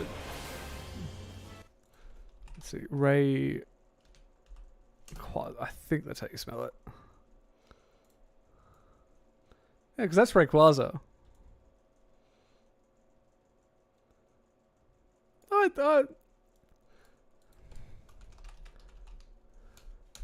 Garagos. Oh. Yeah, a lot more of the frilling. It's sort of an amalgam of the two. Oh, I'll take all the stuff then. Cool. And of all the games, I would have thought of all the games you would have given Pokemon a go. You can button mash that intensely well.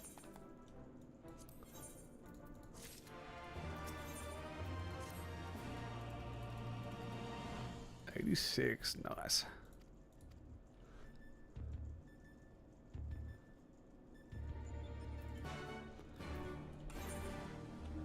Oh, I swear that's just super, like, that is incredibly common with any sort of open world game, is actually filling it with shit to do.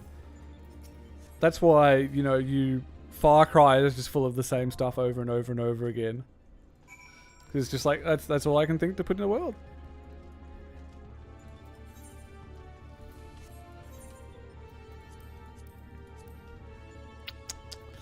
Can't believe it.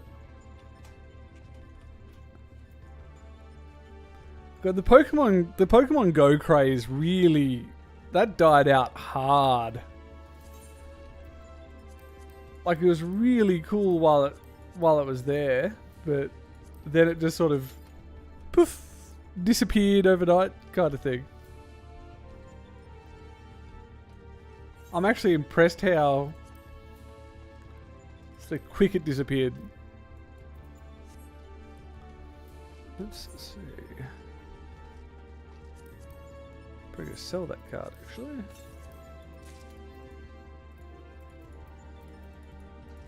Oh, I have to leave first. And that may have sounded obvious, but sometimes you can just teleport out, others you can't.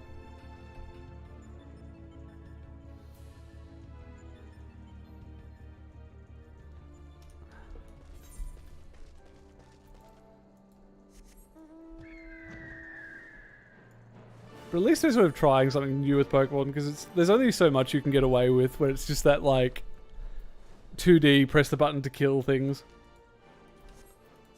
What was I doing? I was in Elpis, that's right.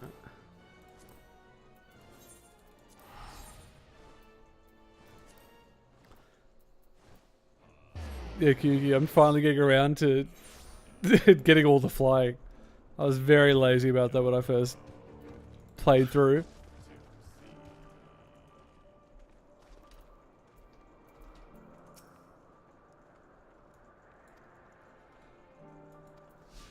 Well, their world building with Breath of the Wild was pretty good, wasn't it? Because was it Nintendo or was it Game Freak that did this one? I don't know if Game Freak still does the Pokemon stuff, because I've sort of haven't played any Pokemon games in ages, because it's just, once you do PC gaming, you don't really do handheld stuff nearly as much. Or it's just like, you know, you spend $300, $400 on a Switch. And unless you're traveling, which no one's been able to do for a while.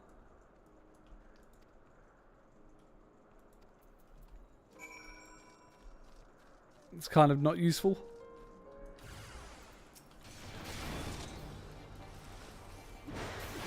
Oh, nice. Because, yeah, you have to do all the... Do you need to do all of the fates, or do you need to do a certain amount of them for the bonus rewards from the gem guys? Because I know the big fates that I need to get around to doing for this is like the mount ones in Ultima Thule. And I think there's one in Garlemald, I'm not sure. There's definitely another one somewhere.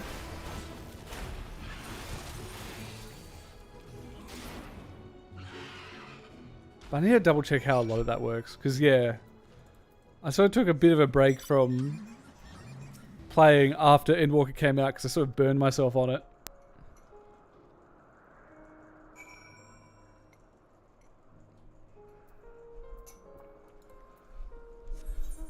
Well, I think Game Freak's just gotten progressively lazier and lazier because they can just remake the same shit over and over again. And bada bing, bada boom. It's shit tons of money because people keep buying the same Pokemon. Just like people keep buying the same Call of Duty or FIFA games. Any sport game is terrible. Far Cry. Half the AAA industry really does that.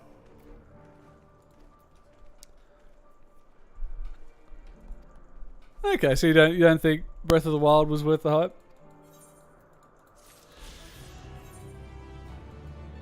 But at least they're sort of trying different new things as well. And 60 fates. That's a lot of leveling. Which is good. Everyone has a lot of characters to level.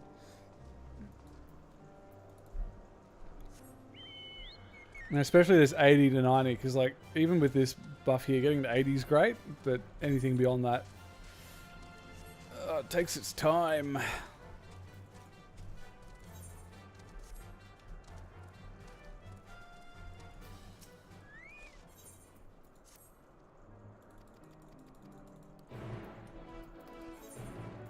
Thank you.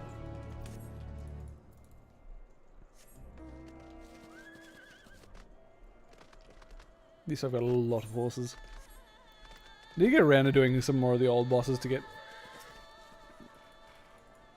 some more of the old mounts.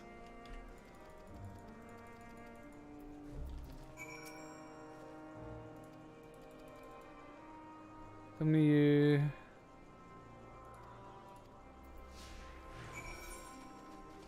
Alrighty.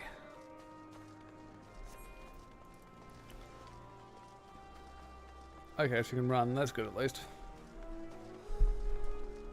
It's so easy to get for people to get left behind.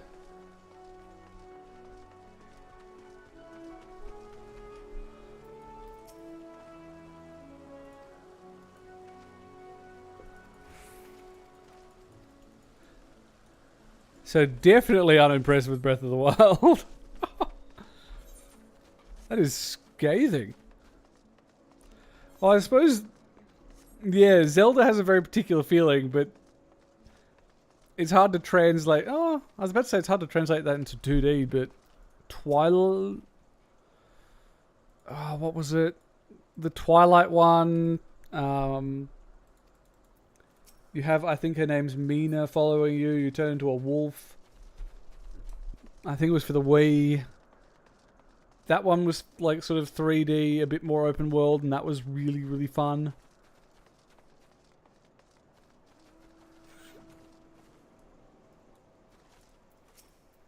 Damn, you are, I think you're probably in one of the minority of the opinion on that one. Which, I mean, fair enough.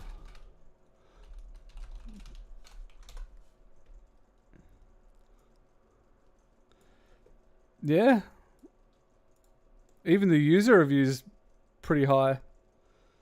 So clearly some people saw something in it.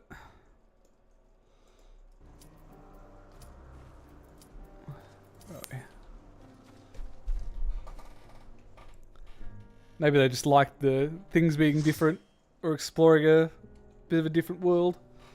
Because hopefully Nintendo gets their shit together and starts doing something a bit... Oh, this one. Nice. It's Fantasia kind of dungeon.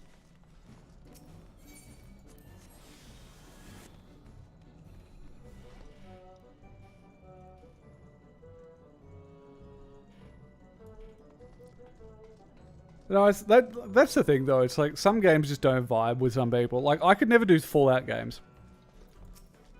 I don't know what it was about them, but it did not click with me.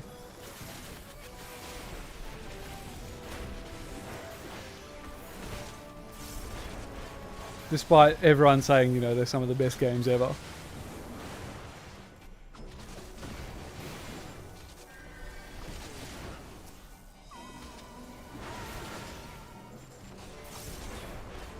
Yeah, I imagine that's what, like, that's the sort of opinion which is Twitter cancelable.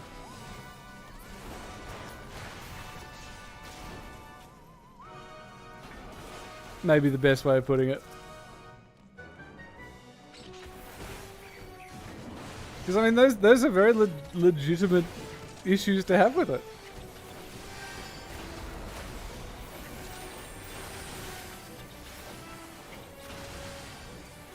I mean, I don't have a Switch, so I'm never going to play it, because they don't... I might eat my words, but I'm pretty sure there's no PC port of it. Which seems like such a weird...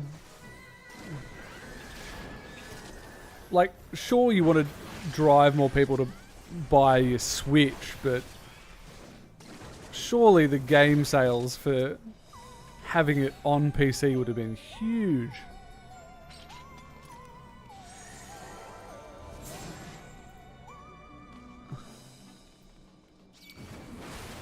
It's like Red Dead Redemption not being on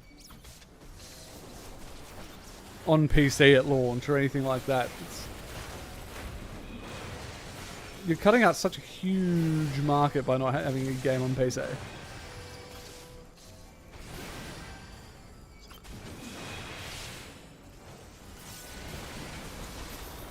Well, isn't that the theory? Like, Bethesda was never good. Like, people have very, very rose-tinted goggles about Bethesda. And it was Fallout 76 that really made people go, oh wait, these guys are actually really shit. Even though I think that game's still getting updates. I'm not 100% sure, actually. I haven't heard anything.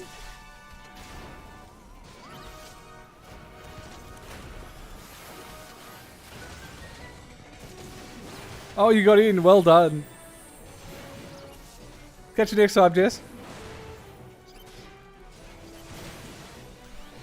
And oh yeah, Nintendo's like, that's the reason they like strike down so many like YouTube videos and shit like that. It's just, it's free advertising, man. Calm down.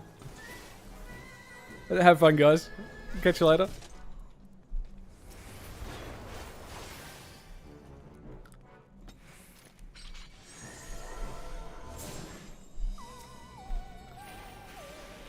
Yeah, it's just like, if Nintendo was to modernize even a little bit, oh god, it would be one of the best gaming companies in the world. By like a significant margin.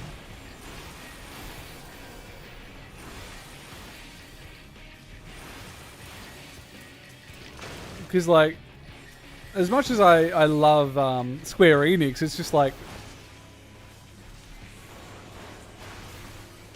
I love the Final Fantasy XIV team.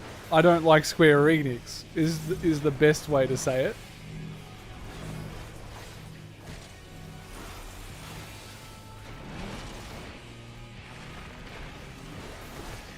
Yes, that was the right decision.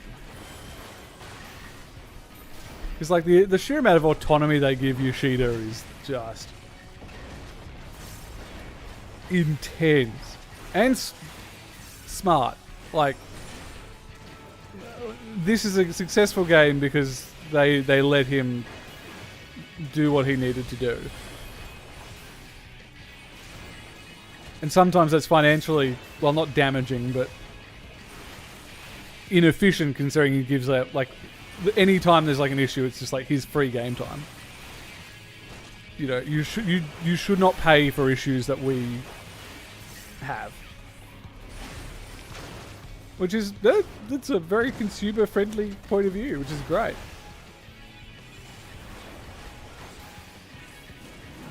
Yeah, that's still...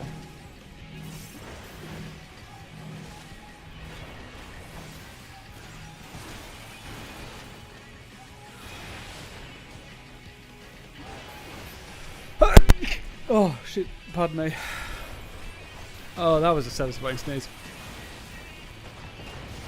Oh, sometimes they don't get the mechanic. Or they don't pay attention enough.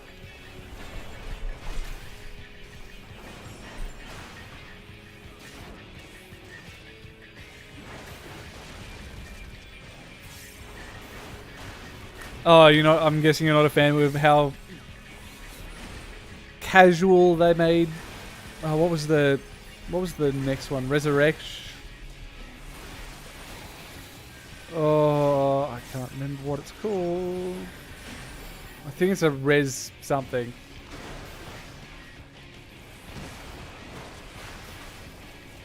As far as I'm concerned, it's like I'm buying Final Fantasy games, not Square Enix games. But then again, I can't take too high and mighty moral position. I still play WoW. Even with Microsoft's takeover happening.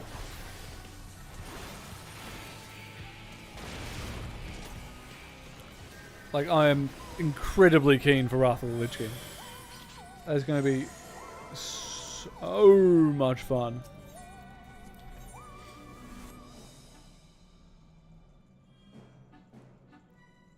Oh yeah, no, I'm having. I remember it. It's the sprout, which I mean is fair enough. It's a sprout. First time doing it.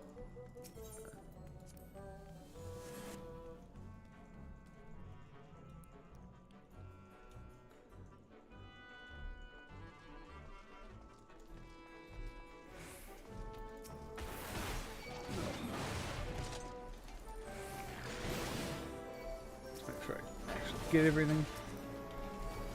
Also, I don't know how long you've been on stream for, but thank you for the suggestion on Warrior. So far, like, it has been a lot of fun. Raw intuition, spin once and boom, nothing.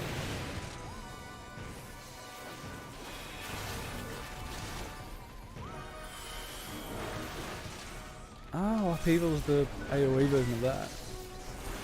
The only annoying thing about Warrior is it only has like one instant really available.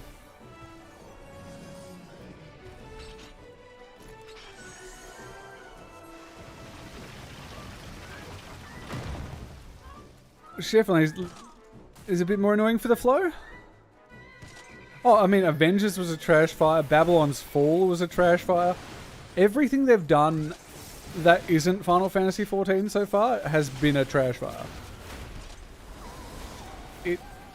I'm only cautiously optimistic about Final Fantasy XVI because it's got Yoshida's involvement in it somewhere.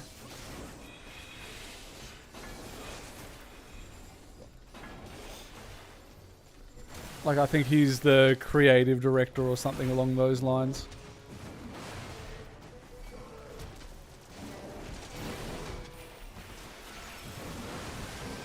Oh yeah, I think Warrior's going to return to it.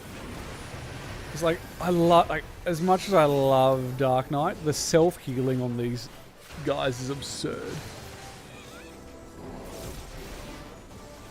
I'm waiting to get to 90 because it's like, 9.1 is the start of an entirely new story. So I'm going to be like, I want to do the next story as the warrior kind of thing. Have a little bit of RP. The best thing about Final Fantasy XIV, as far as I'm concerned, is that you can take things a lot slower. Like, in WoW, it's if you're not clearing, you're not getting this loot. And if you're not getting this loot, you're behind. Whereas in this, it's just way more relaxed.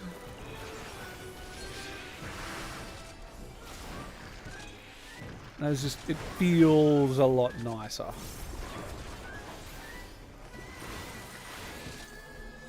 Ah, he's the producer. Nice. Yeah, that's what gives me hope.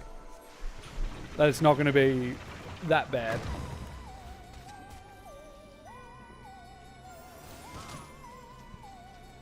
Because I didn't mind 15. Potentially controversial opinion, but I didn't mind 15. Wasn't like the best game ever, but there was something, there was a good meme about having just the boys on a road trip.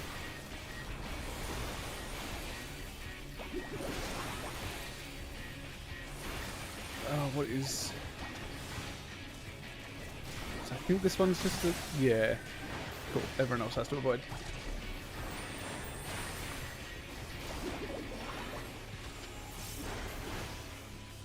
Oh, yeah.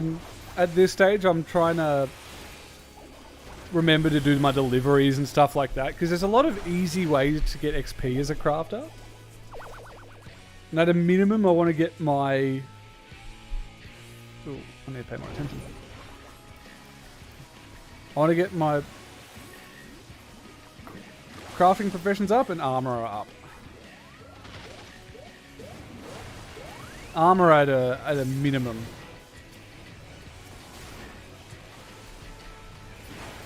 Just so I can at least be able to make a lot of the good gear pretty soon.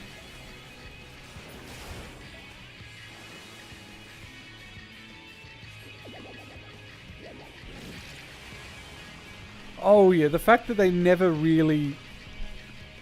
Like, the Luna Freya DLC is the big one that I think they were missing. That was just because the creative director left, I think it was. I'm trying to... Yeah, I think it was the creative director. Make sure I don't get hit by that.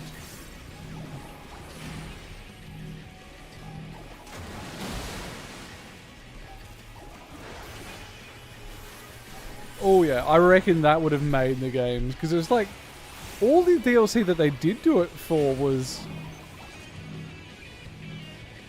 really, really, really fun. I'm sorry, I cannot save you there.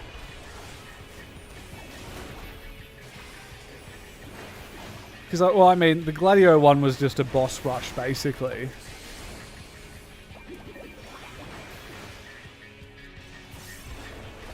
The Ignis and... Oh, what was his name? Pompeo? That's not it. I can't remember what his name is. The gunman guy.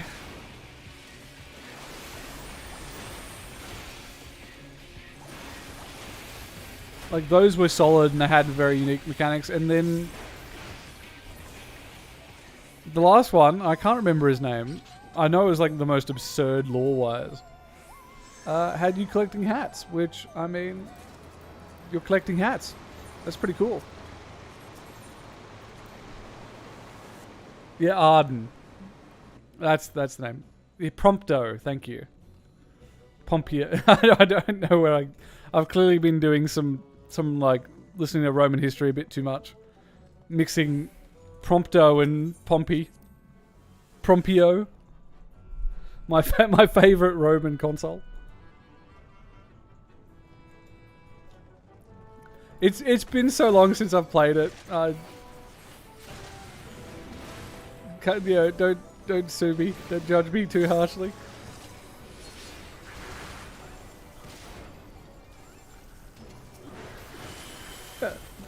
Which is at least some fun. I think they sort of at least realised that they had to be a bit campy with it.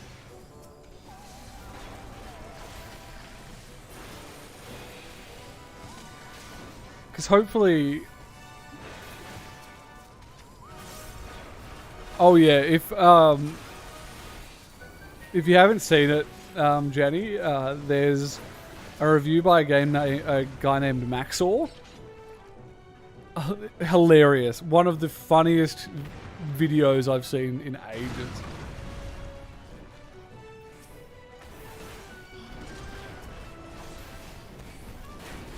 And as the little hint as well, I think our video will be ready on this Saturday. So that'll be the final release date. So it's not too far out of the relevant timing. And the script for the comprehensive, because the next big one is like video essay-esque kind of thing, is a review on Final Fantasy XIV. And that I've almost got the script together for that.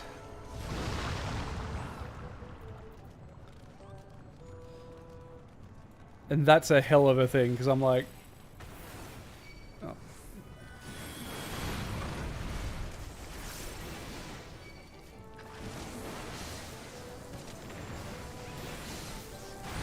I'm not sure. Because I think most things that have gone on to the Epic Store are coming to Steam at some point. And about a year is, I think, the classic level of exclusivity.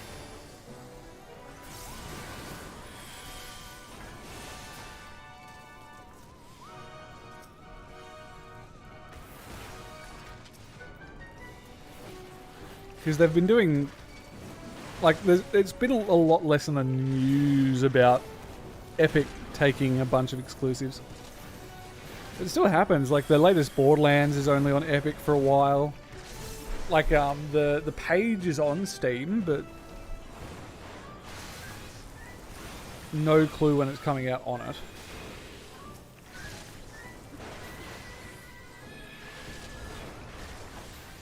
That's just sort of the price of trying to compete with Steam, which is a bit annoying, because I'd rather they just didn't compete with Steam. Steam is already good enough a platform.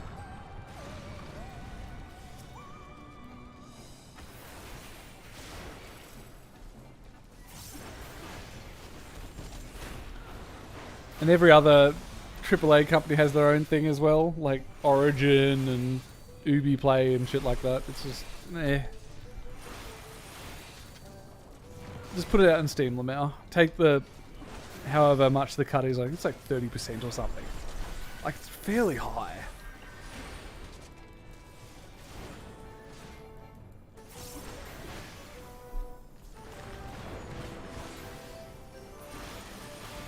So I can see the incentive for creating competition, but it's just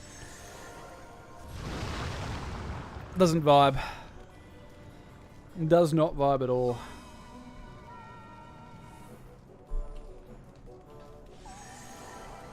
I think he's this little guy summons the frog, the red frog.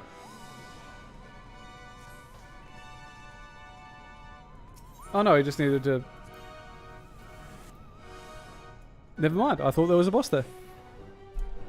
Clearly, been a hot minute since I've done this one.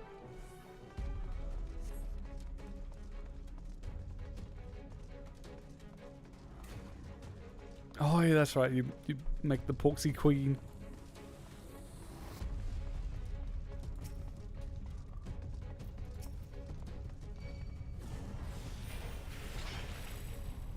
I'll wait for the other guy actually to watch the cutscene. Don't want to be too rude. And I mean, if you're gonna play a cat girl, why really going the extra mile to have the cat face?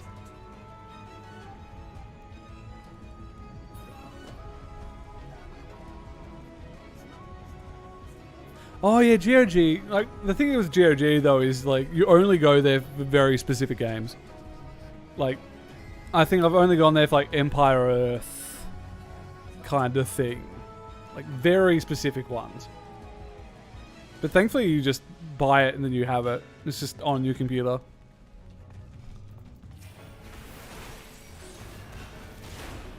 You didn't have to sort of do anything particularly fancy with it.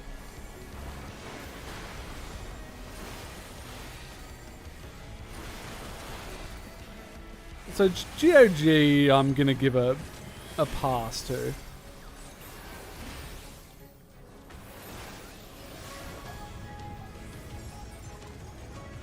Oh yeah, wait. What is it?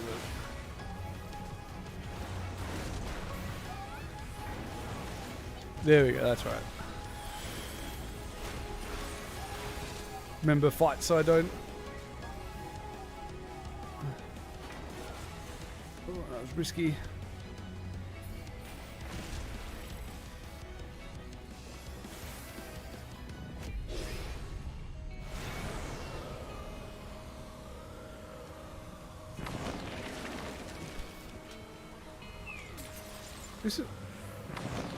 This is a lot easier than I remember. Oh no, there's the difficulty. There's the difficulty. Oh, thank God.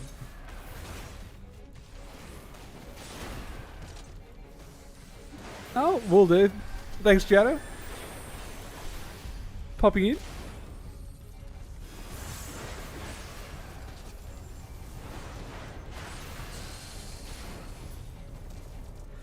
Oh yeah, well I think the thing is with GOG is they sort of normally incorporate like fan fixes and patches like that. Whereas I think Steam is just like whoever, like GOG actively does that. Whereas on Steam it's just like, well, if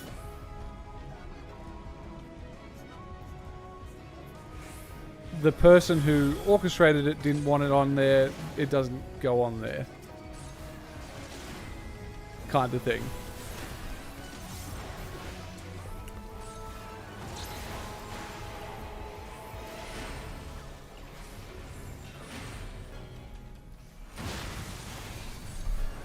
So I think that's, yeah.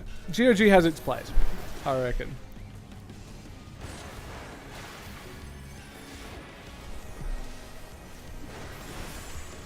Oh, God damn it. That hospital's a clusterfuck sometimes. Oh, you get to hear my beautiful voice talking about stuff you vaguely understand. You've definitely been listening to my random gaming talk.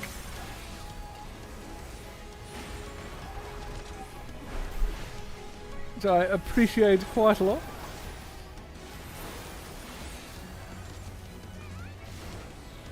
Huff and Puff, it's...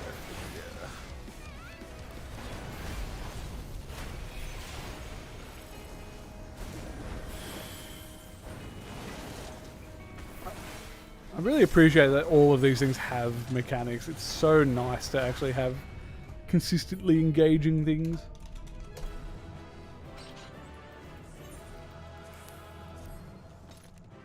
Let's see, is the pet there? No, he's not.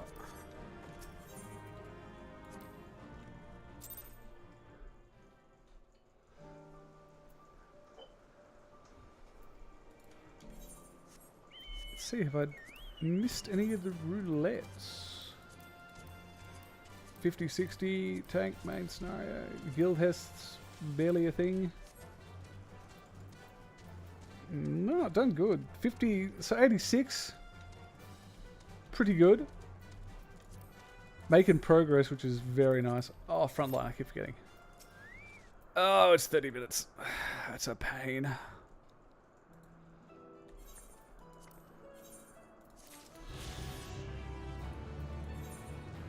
Yeah, the fact that this is more than 30. The PvP scene on the Oceanic servers, not super big at the moment.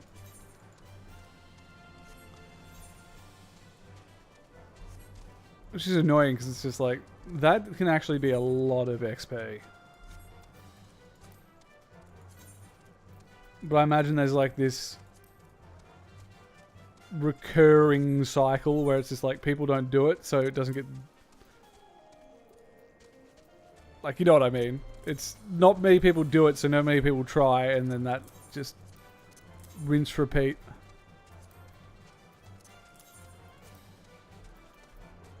What can I actually get for these? I'm going to put these in another tab, because I reckon they'd be pretty good. For at least, like, glamour purposes. And that card is just going to be free points at the casino. I reckon I'm going to get flying here and I'll call it there. Although I reckon I'm probably going to try and stream on... I might even try stream on Twitch next week. Just to see how it goes there. Make it a bit more interesting.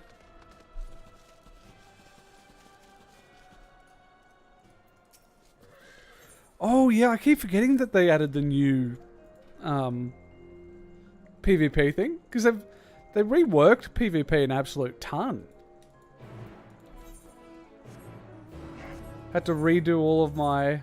Oh, it's down there. Redo all of my PvP abilities. Which, I mean, thankfully they sort of are. Of all of the parts of Final Fantasy, I think it's probably the one that least worked on or least appreciated. I think it definitely... A lot more PvE effort's been put into it.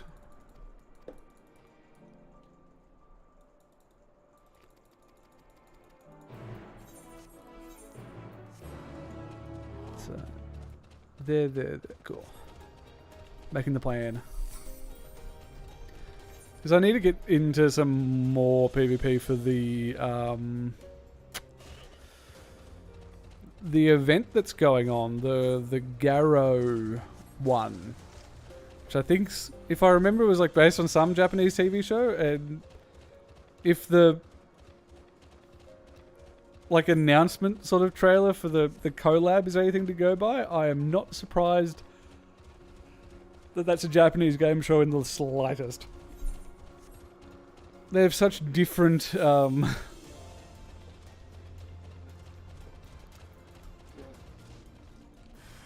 different entertainment to the West. Which is typically a lot more entertaining, I've found. Then again, I'm not sure if there's like the Japanese version of like Friends or The Office or, you know, like situational comedies. I imagine there must be. I'd be very surprised if that was like an exclusively Western thing. Gothic Power Rangers. That isn't a set of words I ever thought I'd hear, but that sounds dope as hell. Because, I love the Gothic aesthetic. Return to Renaissance Gothic revival architecture.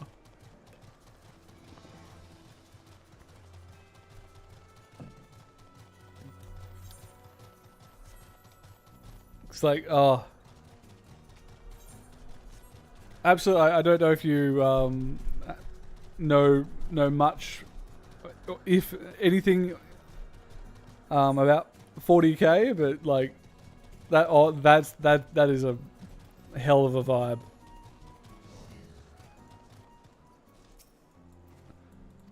Need more techno gothic.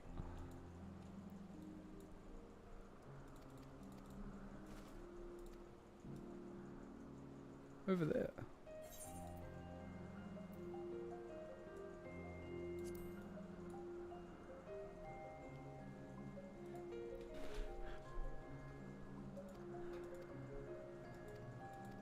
Yeah,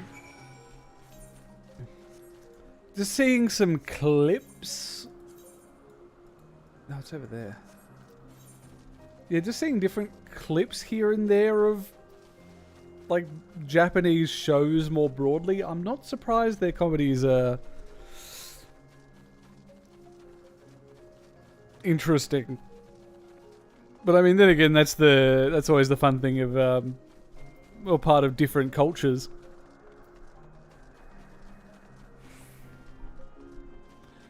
Oh, you don't need to have it like.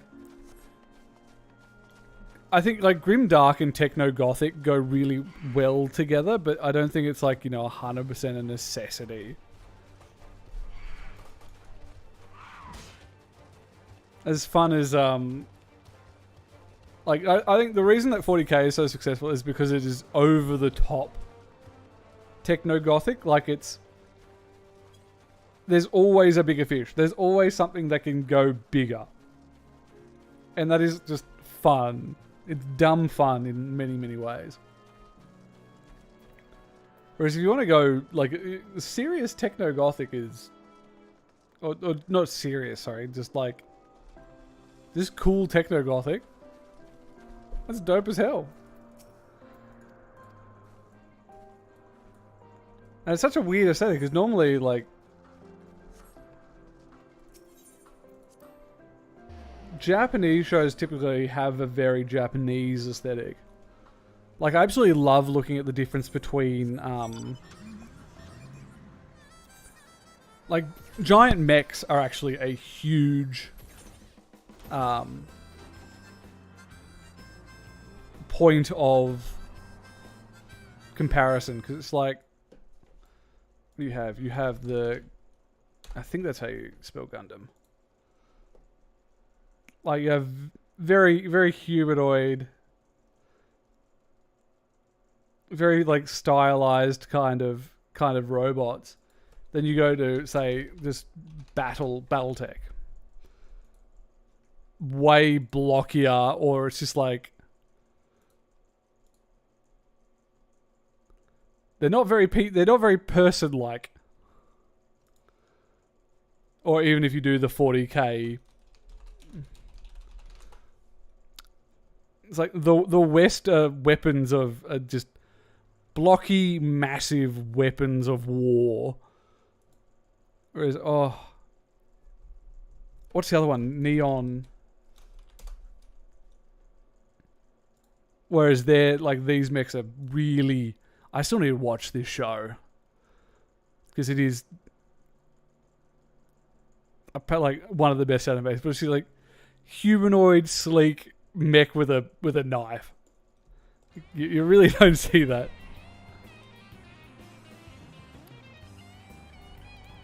Oh, I suppose that's the interesting thing is it's like Japanese ones are they are far cooler style-wise. But the Western ones I feel like are far more practicable. Like that two-legged walker with the two giant missile pods on each side and then the cockpit. Like that's a far more... You could see that on a battlefield. Whereas that Neon Genesis Evangelion one, you can't imagine seeing that in person. So I think the difference in mech design is a difference in how each culture tells different stories. Or in that sort of regard. Because I can't think of any Western stylized mech. Good. I have not heard of that one. I'm just going to give that a Google.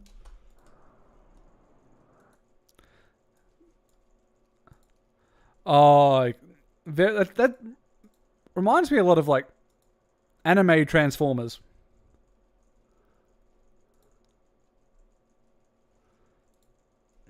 I mean, instantly, like you see this, the samurai sort of extra headwear, and you can very, very quickly tell it's Japanese.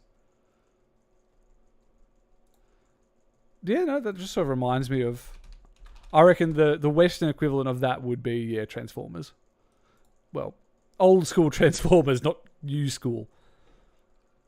Honestly, I think new school Transformers almost they look like ugly Japanese styles.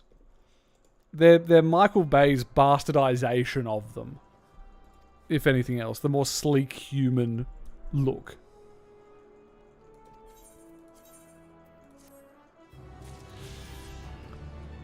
God, they're probably making another one, aren't they? I'd be very surprised if they weren't, which is disgusting. They need to put that.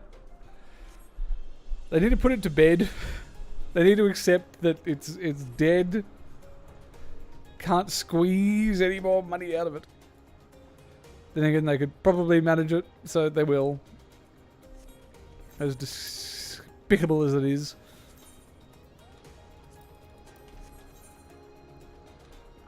I may as well get this last bit of exploration while I'm here.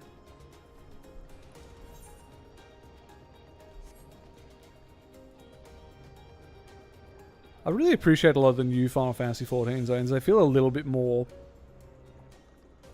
populated. In a way.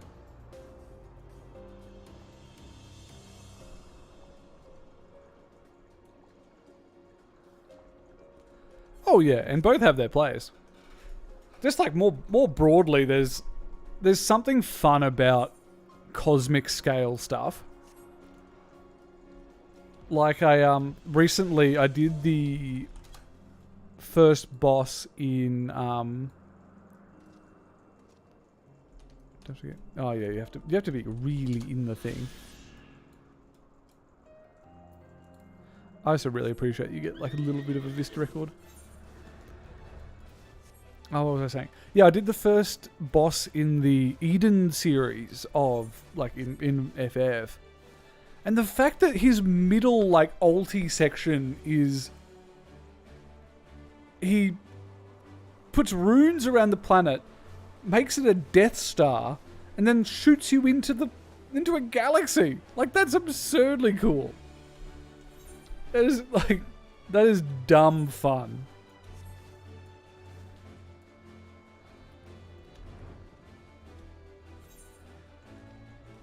Yeah, I just don't watch movies much anymore. There's really just... There's very little out there which is just...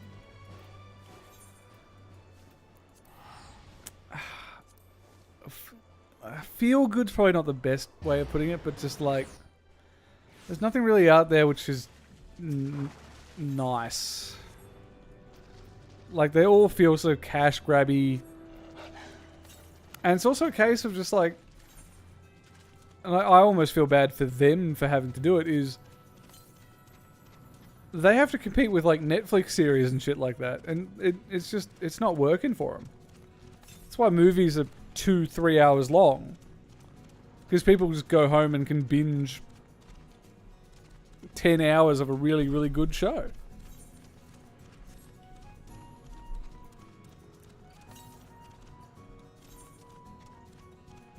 Oh, it's going to be up there, isn't it? Oh, that's annoying. I've got a few more of these than I actually thought. Yeah, it's a bit sad.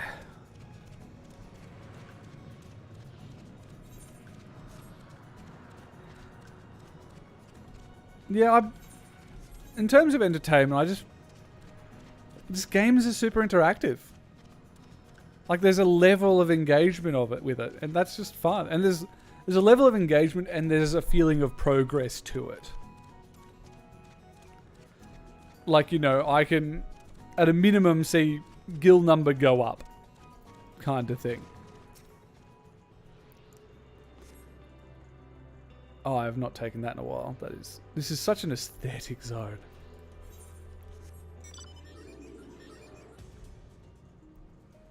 Because I think looking like I definitely did a binge of the Ghibli movies with my partner because she hadn't seen a lot of them.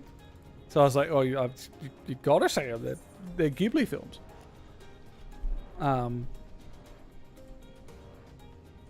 And I do need to still get around to watching Evangelion. Because I didn't realize it was on Netflix. And I didn't realize how short it was. Like, I thought for an anime of such intense prestige that it was going to be like a few seasons or something. But it's just 26 episodes. And then 3 movies, I think.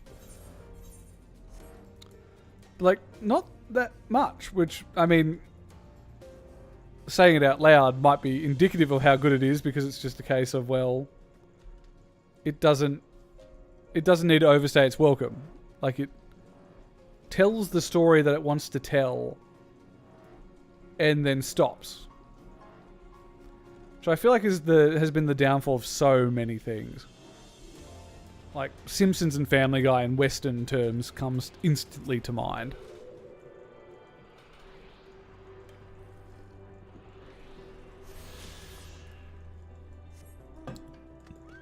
Oh, like most AAA games are like surprisingly trash. Like, I think the last AAA game that I bought was, admittedly, I bought Tiny Tina's Wonderland.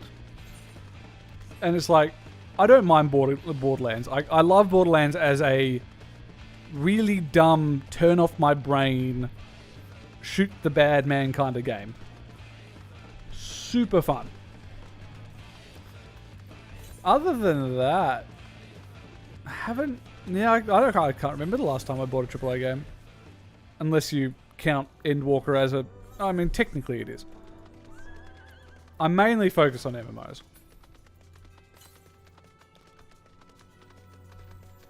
Because, like, Wrath Classic is going to be super, super good. Like, I am mega keen for that. Even then, like, I really want to do Sunwell because that's going to be fun. Hopefully. Hopefully it's vaguely difficult. Because Black Temple and... what was it? Black Temple about Battle of Mount Hydra was super easy. I'm trying to remember what else is on my list. Yeah, because I haven't bought that. The only other AAA game that I really want to get around to playing is Nier Automata, and that was ages ago.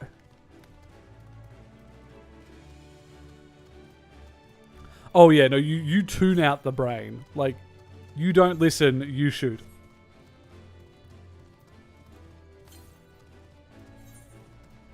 And that's the fun. Normally, like, if you can get friends on for some you just talk trash and play the game.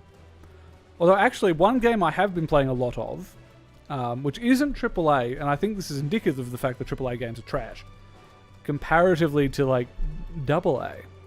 But have you heard of the game Deep Rock Galactic? Because Deep Rock Galactic, mwah, that is a masterclass of a game.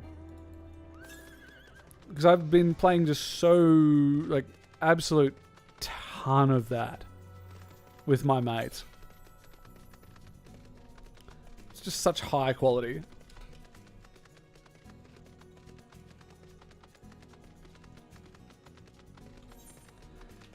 They never brought Bloodborne to PC, did they? And yeah, Elden Ring does sound good. I can't do Souls-like. I do not have the compunction. I've heard that the like just getting into the game, just doing pickup groups in Deep Rock's really good. Or like you can 100% do things solo.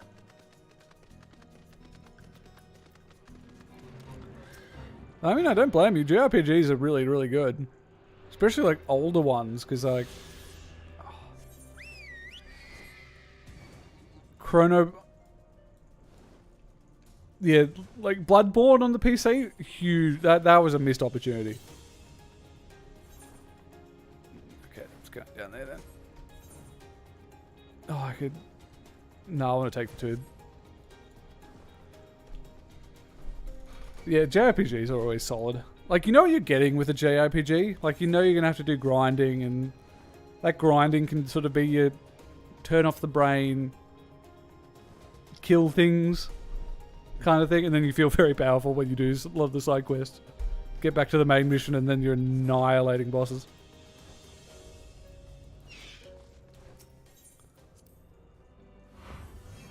Oh, is this just a teleport? Lame.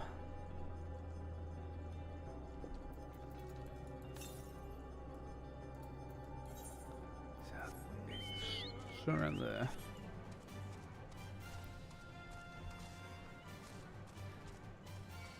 Yeah, it's kind of the entertainment industry more broadly is in a bit of a sad state, which for pretty obvious reasons is pretty sad. Like, as much as I love being an old man with a cane waving it, talking about the youth, it's just like, they don't make them like they used to. And they don't. That's the frustrating thing. And I obviously, you sort of wish they did. Or like a good one would come out from time to time.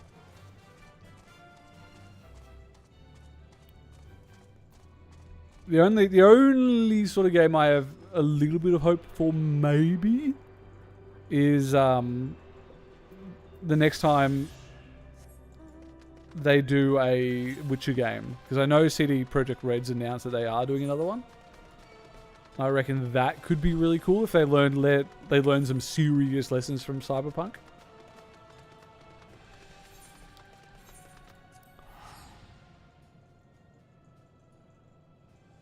Yeah, the Yakuza series is one of those ones where I'm like, I know I'd have a lot of fun if I played this. I just haven't got around to it. Then Miss Crystal. Oh, yeah. Ship was damaged.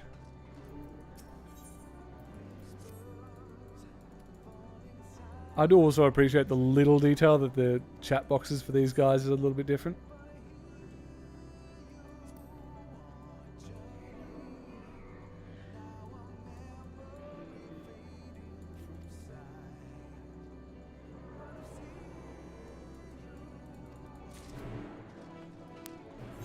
Where's the other ones? Oh, over there. Easy. Yeah, aside from a new Witcher game that's going to be years down the line, I can't really think of anything, because it's like, from Blizzard, well, we find out middle of this week what the next expansion is, but I'm not going to buy I'm not going to buy another WoW expansion, like retail expansion. Like, it's just not the game I like. Hopefully they mention when Wrath is coming out. That's going to be really, really good. Well, that would be really, really cool. But that's like, Wrath is a game that came out in 2018, so I'm not going to count that as a new AAA game. Blizzard also has Overwatch 2 coming out in 2 years. Diablo 4, 2 years. And the quality of both of those is going to be a bit weird. Bethesda has Elder Scrolls 6 coming up, but we don't know when. Starfield, but do we know when Starfield's coming out?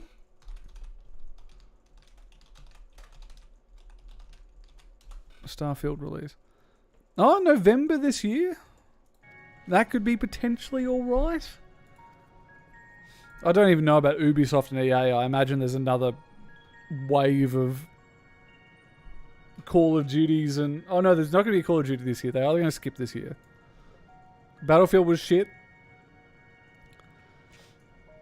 So I don't think they've got anything upcoming.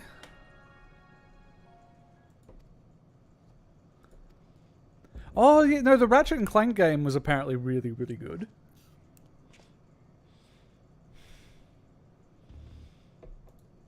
That's probably one of them. That's another recent AAA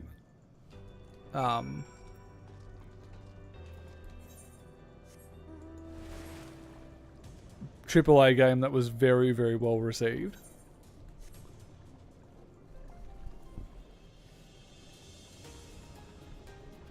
Yeah, I think there's a lot of games in development, but I don't think any of them currently are going to be any good. Well, I'll be very interested to see what the next Battlefield's like, because I reckon like they'll drop 42 so quickly.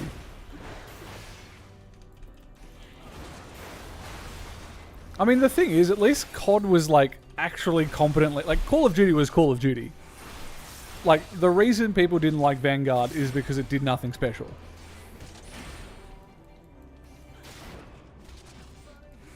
But it was still more or less like, it worked. It worked, it was Call of Duty, but Call of Duty's boring. Whereas Battlefield was just... They took a lot of risks, changing a lot of stuff, and all of the changes they made were trash.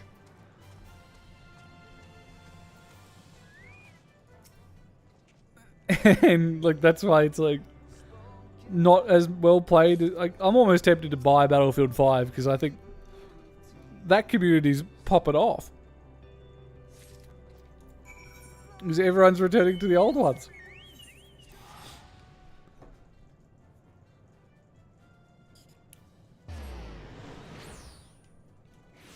I don't know who made a lot of those creative decisions.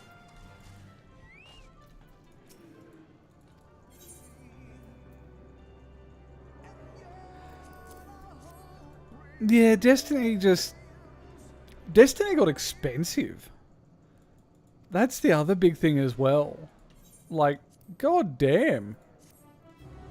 Those full if I was into Destiny, it would be really, really good, I imagine, because like they're meant to be full expansions.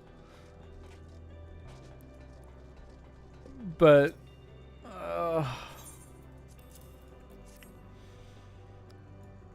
nah, I don't think I can get back into that.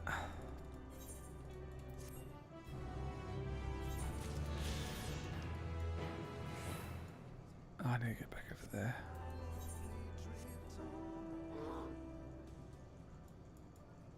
I'm really surprised there wasn't an Aetheryte up there.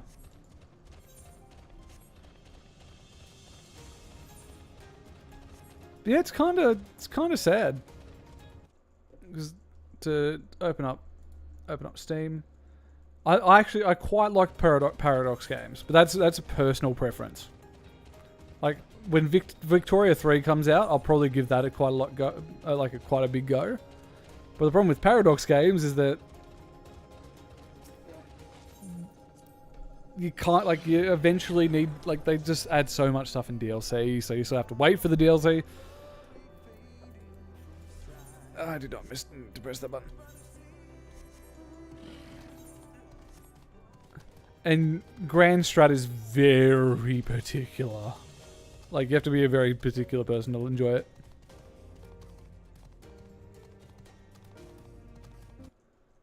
Yeah. It's really dumb. Deep Rock was fun. I really liked Necromunda Hired Gun, but that's not AAA. Total War 3... kind of shit. Like, I'm in two minds about Total War Warhammer 3, because it was like super good. Mechanically, like all the new factions are really fun. All the changes they made were really good, except for some of like the UI stuff. But just the campaign sucks so hard.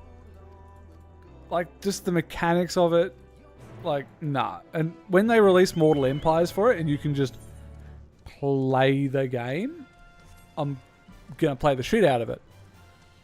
But it's just, oh, the current version of it does not vibe. And no, it is very fair for the DLC model to scare you off. Like, unless you're prepared, nah.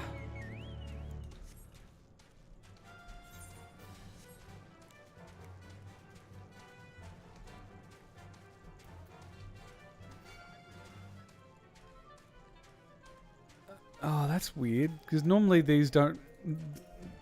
Normally these scale a bit. But having to actually kill 89, that's a bit annoying. Yeah, I don't... You sort of know what you're getting in with Paradox, and it's like $20 every couple of months if you keep up with it. But it's like, you know, you want to play EU4, it's like $400 and something for all the DLC. It's like, how about no? It's a bit too much of an ask.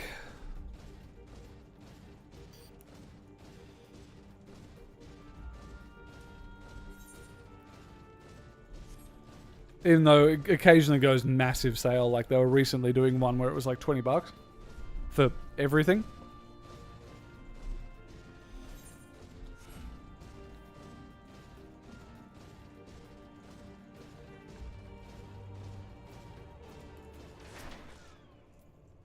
Yeah. And all the stuff that makes it very interesting.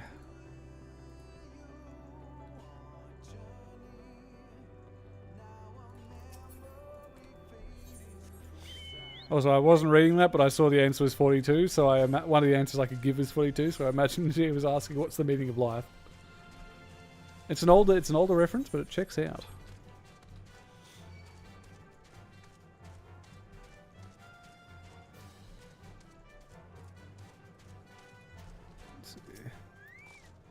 I just have to go with my Dark Knight.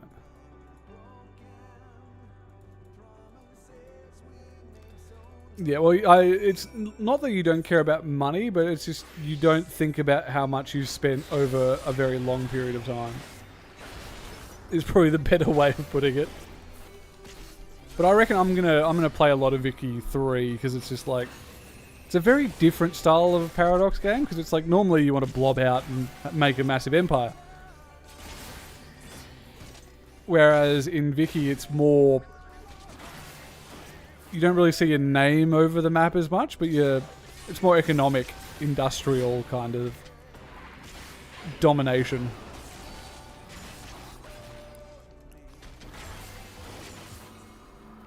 And being an accountant, having studied economics, that is my jam.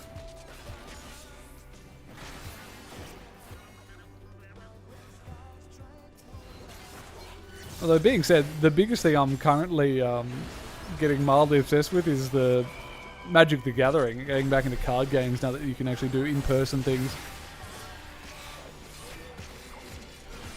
Because my friends very maliciously got me a Commander deck for Christmas and it was just downhill from there.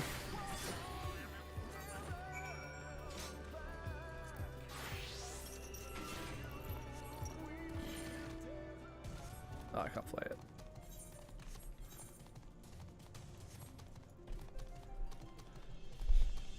So I'm sort of keen for Vicky 3.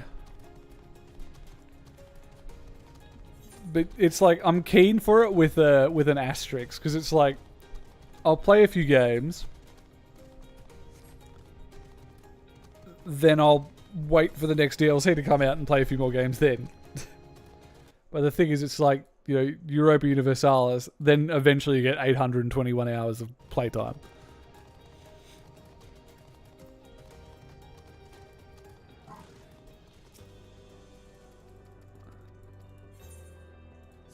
Yeah, MTG is just kind of fun.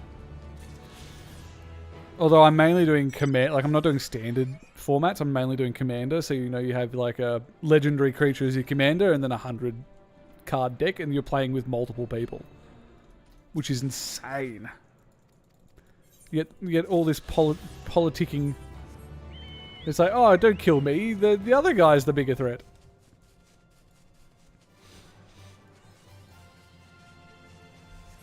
Ooh, freaking fire. Does that just get it, all of it? Yeah.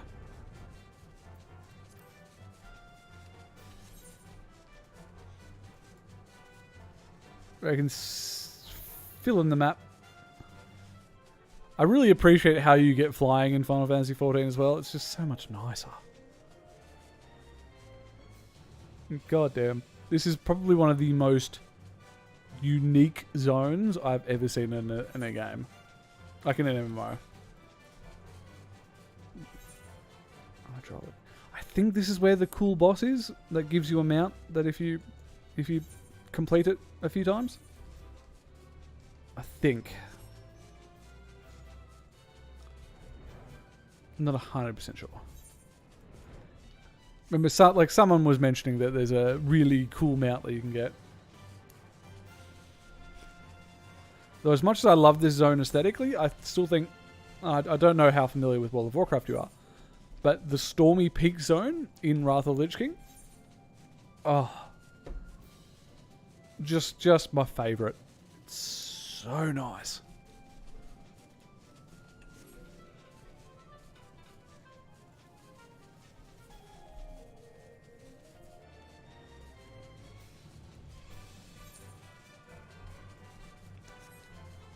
But this has just a very unique and particular sense of beauty. Because, like, that is... It still wigs me out that and credit to them, and it's very impressive that they've managed to do it. But we're going from this edge of the universe just to... Back on Eorzea, just kind of having an adventure. I'm very keen to do 6.1 next week. Oh well, when I get around to it. I might do the raids next stream. I'll wait and do the raids on stream next week. That might be what I do.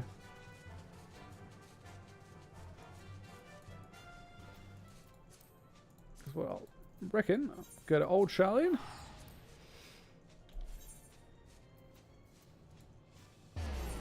I probably could have just gone that way and made it a bit cheaper, but oh well.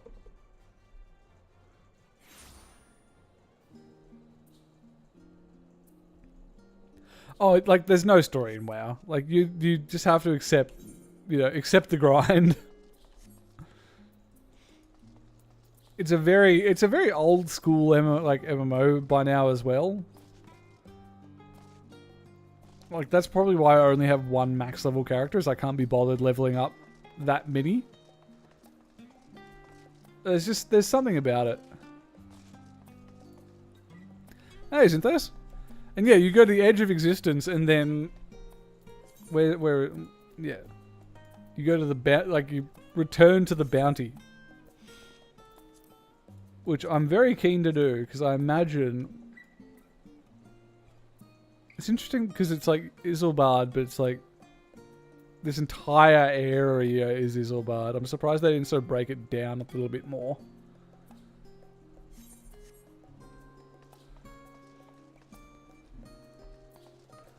I think it did that for a lot of people. Because there wasn't...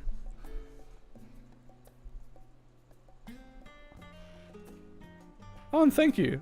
I've got a lot more in the works now that everything's sort of calmed down a bit. So there'll be one on Saturday, which is going to be a bit more of a It's a Kingdom Hearts 20 question kind of thing, and then a few weeks' time, I'm going to actually do a comprehensive review of Final Fantasy XIV, and that's going to be one of my first big serious videos. So the next two will be a bit of a mix between the two styles I want to try. Although you have come just at the end, because I'm going to take a bit of a break, because I'll be streaming Guild Wars 2 later with a couple of mates. And I definitely need to do a bit of housework between now and then, just to clean everything up, wash the sheets, and have a bit of a relax. But I'll actually probably be streaming on Twitch next week, just to give that a go, because, you know, it's the premiere streaming platform.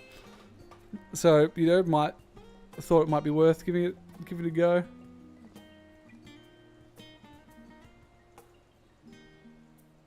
Oh yeah, well, I think the biggest thing with the issue WoW had was, and this is, I think, the brilliance of what they're doing in Final Fantasy, is that they never had like a stopping point. Like, I think if they stopped at the end of, like they said, you know, the Warcraft 3 storyline ended with Wrath of the Lich King.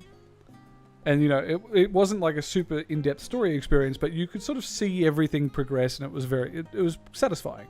You know, the death of Arthas is one of those videos you still go back and watch, kind of thing, if you're a huge WoW nerd. But if they stopped there and then started to rebuild again, I think it would have been a lot different, because they got into this cycle of having to have a bigger and bigger bad guy, to the point where they ran out of bad guys, and so they had to just rush a new bad guy out, and he was very poorly done. That's why everyone hates the jailer. I mean, thank God Sylvanas is sent to the Maw to fuck around for the next however long, because her story's now ended. So whatever they reveal on Tuesday, Wednesday should be good. Or should be better. I'm not going to buy it, but it should be better than Shadowlands.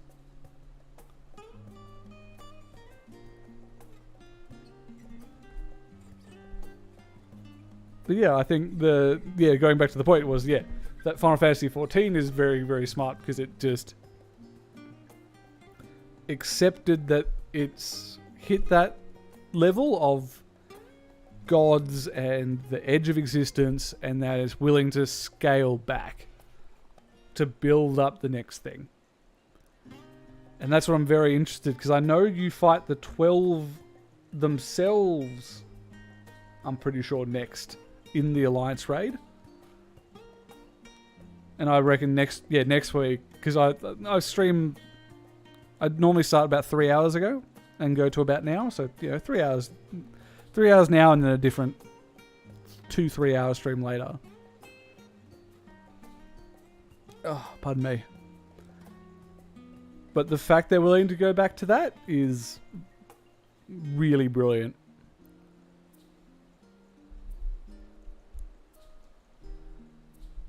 It was sad. Yeah, no, 100%. Like, the reason people play WoW, like, people don't play WoW necessarily for the story. They play it for the gameplay. I think's a big thing. Like, you know, if you're talking about Final Fantasy, you're talking about story moments and things that you love. In that way, or like spectacle.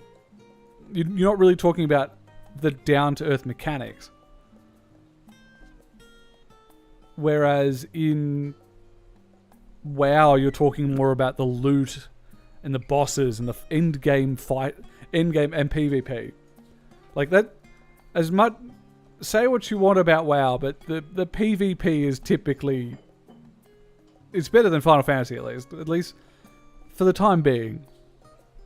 And Mythic Pluses as well for WoW. Like, WoW is for people who want to optimize beyond anything, but they need to have systems that let you optimize in a way that is not, that doesn't require hours and hours and hours and hours and hours of your time. Because it took you like a couple of weeks to max out stuff for the current patch, which is insane. Just like let people play the game. And if you're going to optimize, like, that's why I really like Classic. I really enjoy playing Classic. It's just like, well, I know what pieces of loot I want. I know what bosses they want. Cool. And I slowly optimize myself over time, get better at my rotation, and sometimes it changes. Oh, and I 100% expect to die multiple times, especially because I'll be going in as a tank, because my main... where are we? Character. He's Dark Knight. But as Koyuki sort of pointed out last week, that Dark Knight is definitely not as good a tank as it was, and reading a bit more afterwards, it definitely isn't, which sucks. So I'm returning to Warrior, because I started as Warrior, because I really love tanking in Final Fantasy. And so far, it's been really, really good. So I want to finally push this guy to 90, and then I'm gonna get on to the actual MSQ, because I'm really keen. I'm trying to avoid spoilers, because I've seen a few videos that, like, thumbnails that pop up, so I know there's something that Y'shtola does in the MSQ, which is either cute or death stereo.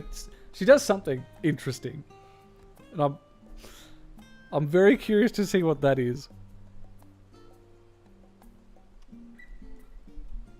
Oh, like, I think the RNG...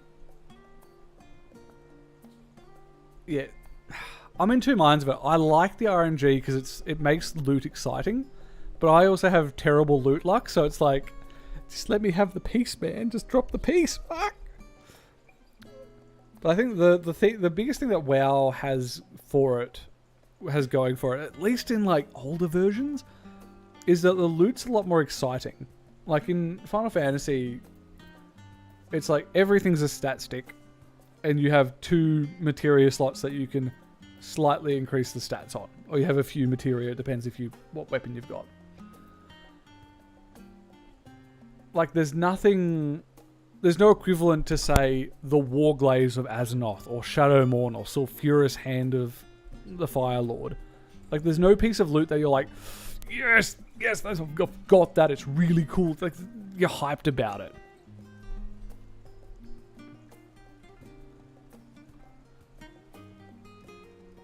Yeah, the new WoW system was really bad. Like, I think the one big thing, and the one thing I think they did really well on Shadowlands, is they removed Titan Forging.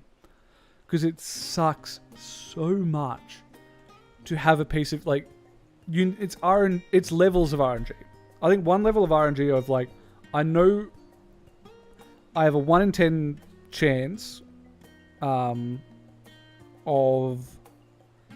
like, a boss drops 10 pieces of loot, he drops 2 pieces of that 10, or he has a loot table of 10 things, he drops 2, so I have a 1 in 10 chance, I have a 1 in 10 and then a 1 in 9 chance of getting a piece off a specific boss. It's like one level of RNG, I feel like that's alright. If you need that chance, and then an additional chance to upgrade itself, and you need that upgrade to be, like, so much higher, that sucks.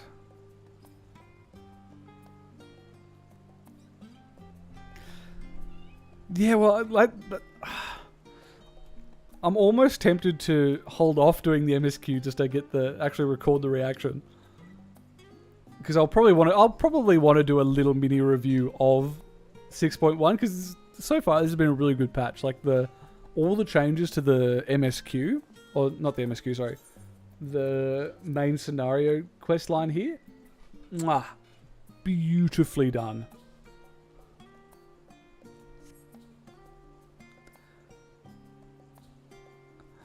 Well, I think that's probably the biggest thing is like Final Fantasy XIV has a glamour meta. It doesn't have a stat meta.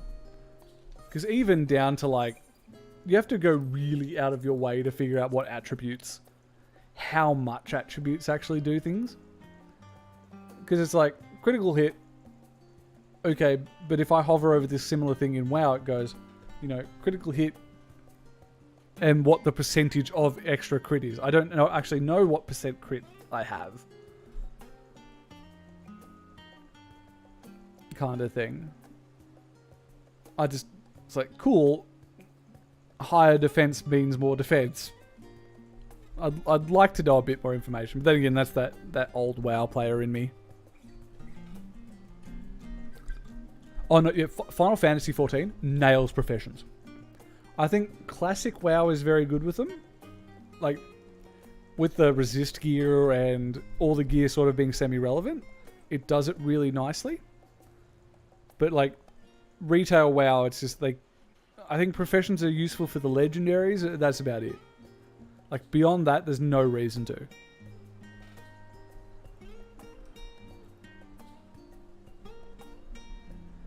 Oh, like, the fact that they were willing to go back and make ARR so much better. Because I don't know if they've done the cuts to the MSQ itself yet. Because I think they want to do some trimming, especially around, like, that wine port section, because that's very, very slow. Just to get people a bit further into it.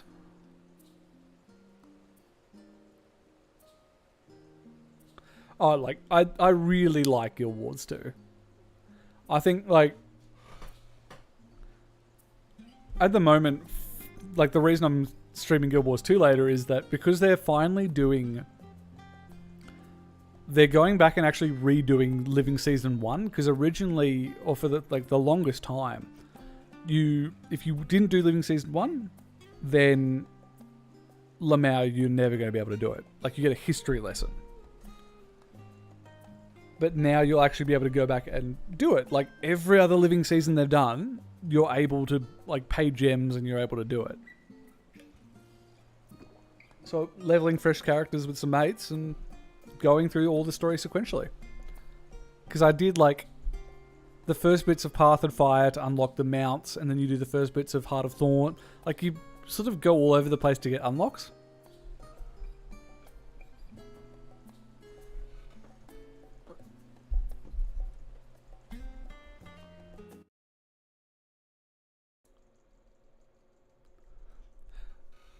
Well, yeah, no, well, I suppose they're 100% correct that they do try and, like, make combat jobs, because it's like, well, they've got stories, they've got rotations in a way.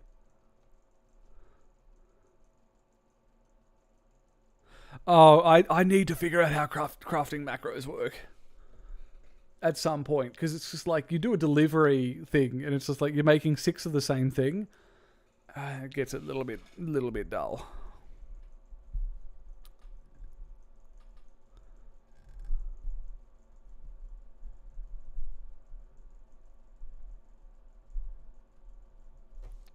Yeah, it's a bit annoying to get access back into it.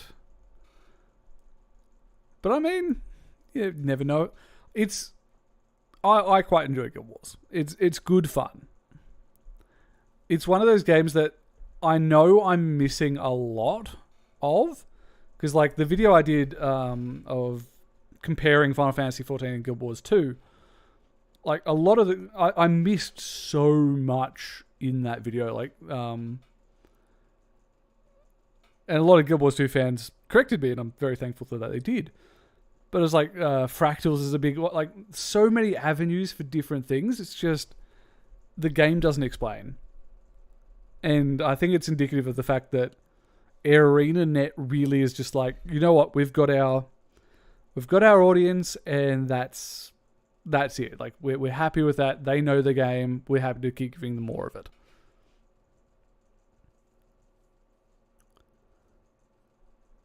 Oh, what is that website?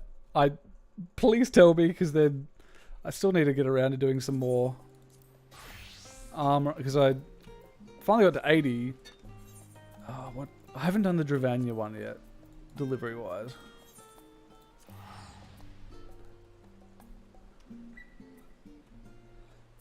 I mean, to be fair, the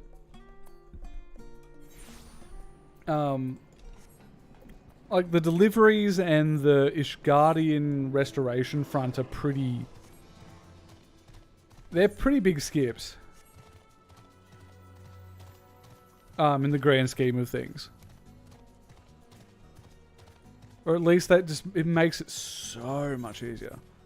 Oh, when can I get the next journal?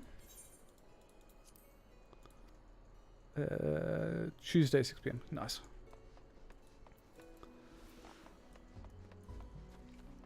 I should probably, I should hopefully be 90 by then.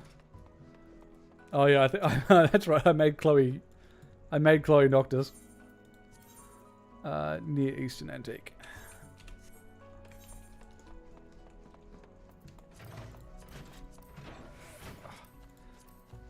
Also, they just released the housing. I was the only person in a house until yesterday. Then someone else put their hand up for the lottery, and I fucking lost it. 50-50. I lost the 50-50. Oh, that was a pain. Near Eastern. Because I think the housing system is probably the most painful thing in this game.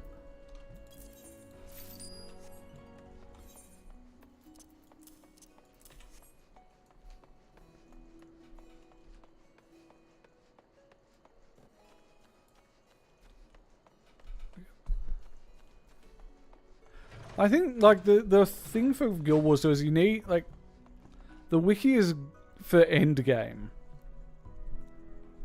And you can still like just mess it, like you can sort of figure stuff out, but yeah, I do not blame you in the slightest.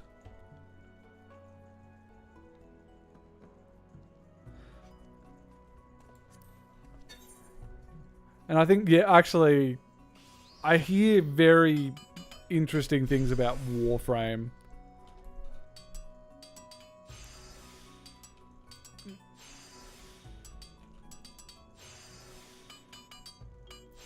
Oh, get absolutely dominated.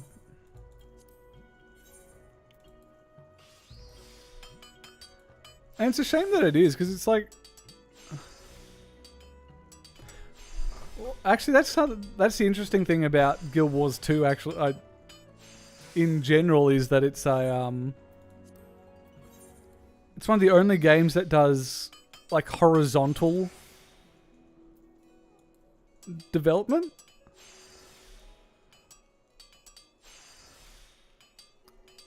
Gotta make sure I get that last 50. Because, like, you get all of these cool things that you can use out in the world, but you don't level or get new gear or anything like that. I have to give it... I have to give Guild Wars 2 credit for that. For being that sort of different. Oh no, it is 100% double-edged sword. Like, I don't think... I think the biggest issue that it has is it doesn't have as much staying power as other games. Like, you know, once Wrath of the Lich King comes out, Wrath Classic comes out, that is so much time to level up, then gear, and then the next patch it comes out and you're getting more gear. Like, that's weeks and weeks and weeks and weeks of raiding that you have to do.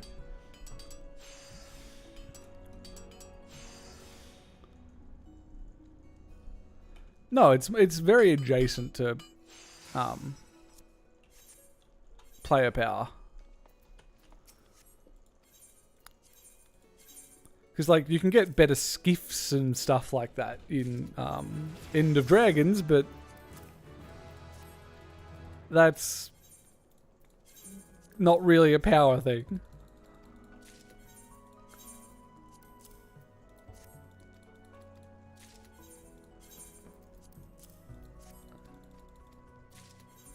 Let's see.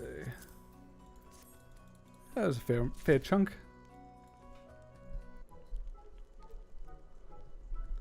Yeah, like, it's very interesting that a character that was max power at release is just as max power now. Like, it's a reason that I don't go back as much to Guild Wars 2, but I'll still play it. I'm not 100% sure, actually. I just did that, and what was that? 7...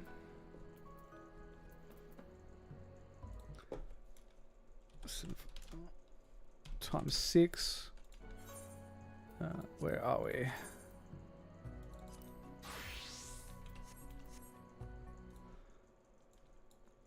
So that was about a fifth, 4/5 of a level.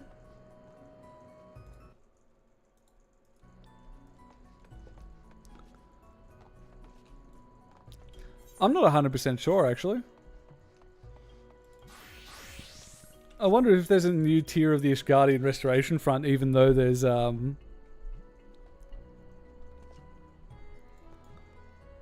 it's sort of finished, like the housing district's there.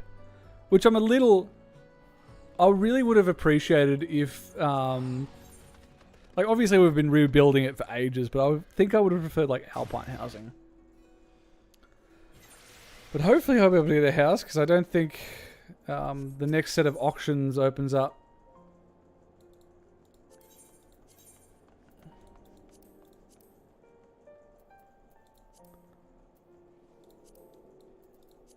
Let's see if there's any small houses here that are... no, I did not. Oh, I wonder if YouTube auto-moderated it out. Because it occasionally does some stuff like that, because it's like... there is a weird amount of Russian bots that'll just sort of pop up and... God, I didn't write, like... I might have to come here. Undeveloped free companies. So, what's the 21st? So, 1 AM Thursday for me. Because I just want a damn house, man.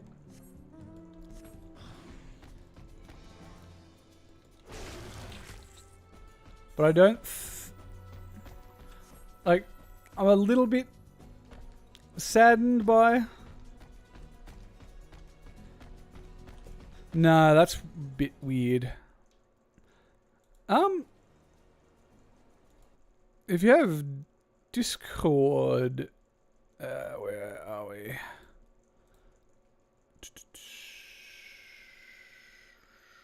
Invite people...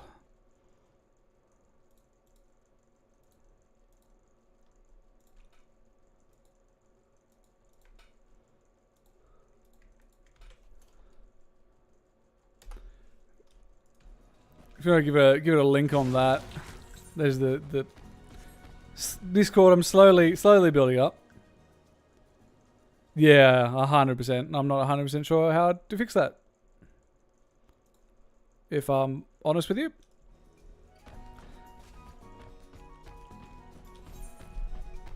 Yeah, shoot a link on the Disco, and then next week when I'm doing oh, that's nifty.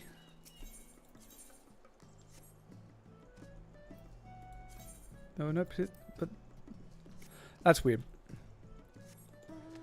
Yeah, next week when I go on Twitch instead, I'll post on that as well. So, little reminder if you're interested in coming around.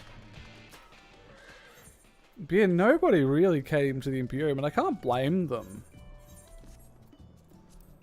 Like, oh, actually, with the sun, that's not a bad view. But like, in comparison to like the mists and stuff, I think it's a little, like, the older style housing is a little bit nicer.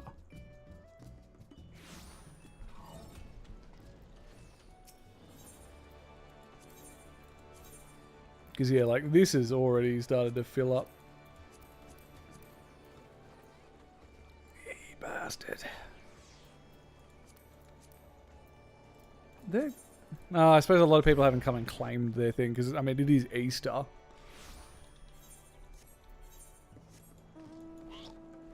All those ones are claimed. We'll have to see how the lottery goes this time.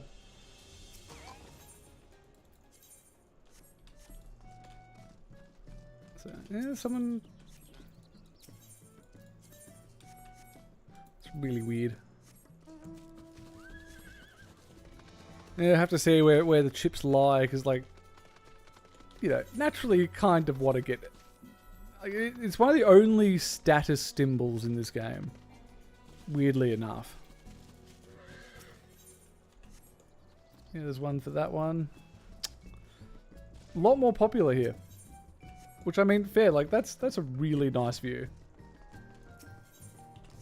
I reckon the Imperium would have been a little bit more popular if it was, like, alpine, aspen kind of housing, and then you look out onto Ishgard and the mountains. That would have been aesthetic. That's just a nice little house. So, God willing, next week, I'll have a house to show off.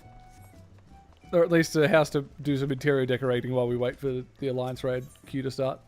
Oh, here's one that was missed. So the question is, do I... When the lottery stuff reopens, do I risk it here, or hope for the best in the Imperium? You know, do you go big or go home? I'm inclined to go big. Because, like, this is just a nicer view in my opinion.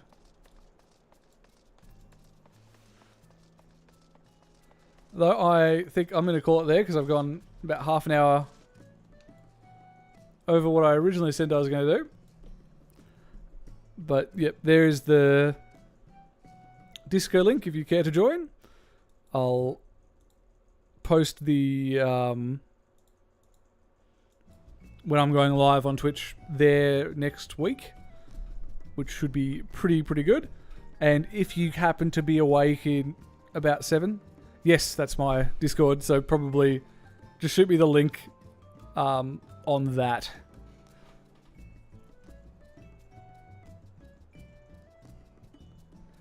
Oh, that's pain.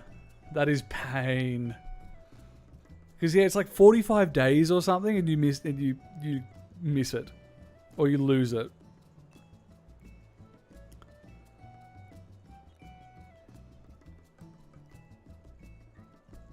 But yeah, if you care to join Zinthos, slowly building something. If nothing else, you'll be able to see when new videos are coming up, and when I get a few snippets of stuff that's coming up, I'll be posting it there as well. But 100% keen to see that website. But yeah, I'm gonna call it there. I'll post there when I'm streaming next week. So it's gonna start 1 PM AEDT or AEST, I think. I think it's ST. Australian time, Sydney time, 1 PM Sydney time. Because you have to specify, because WA is 4-hour flight away. But yeah, so next week will be on Twitch. I imagine Twitch will be a little bit different. Hopefully it'll be a better experience.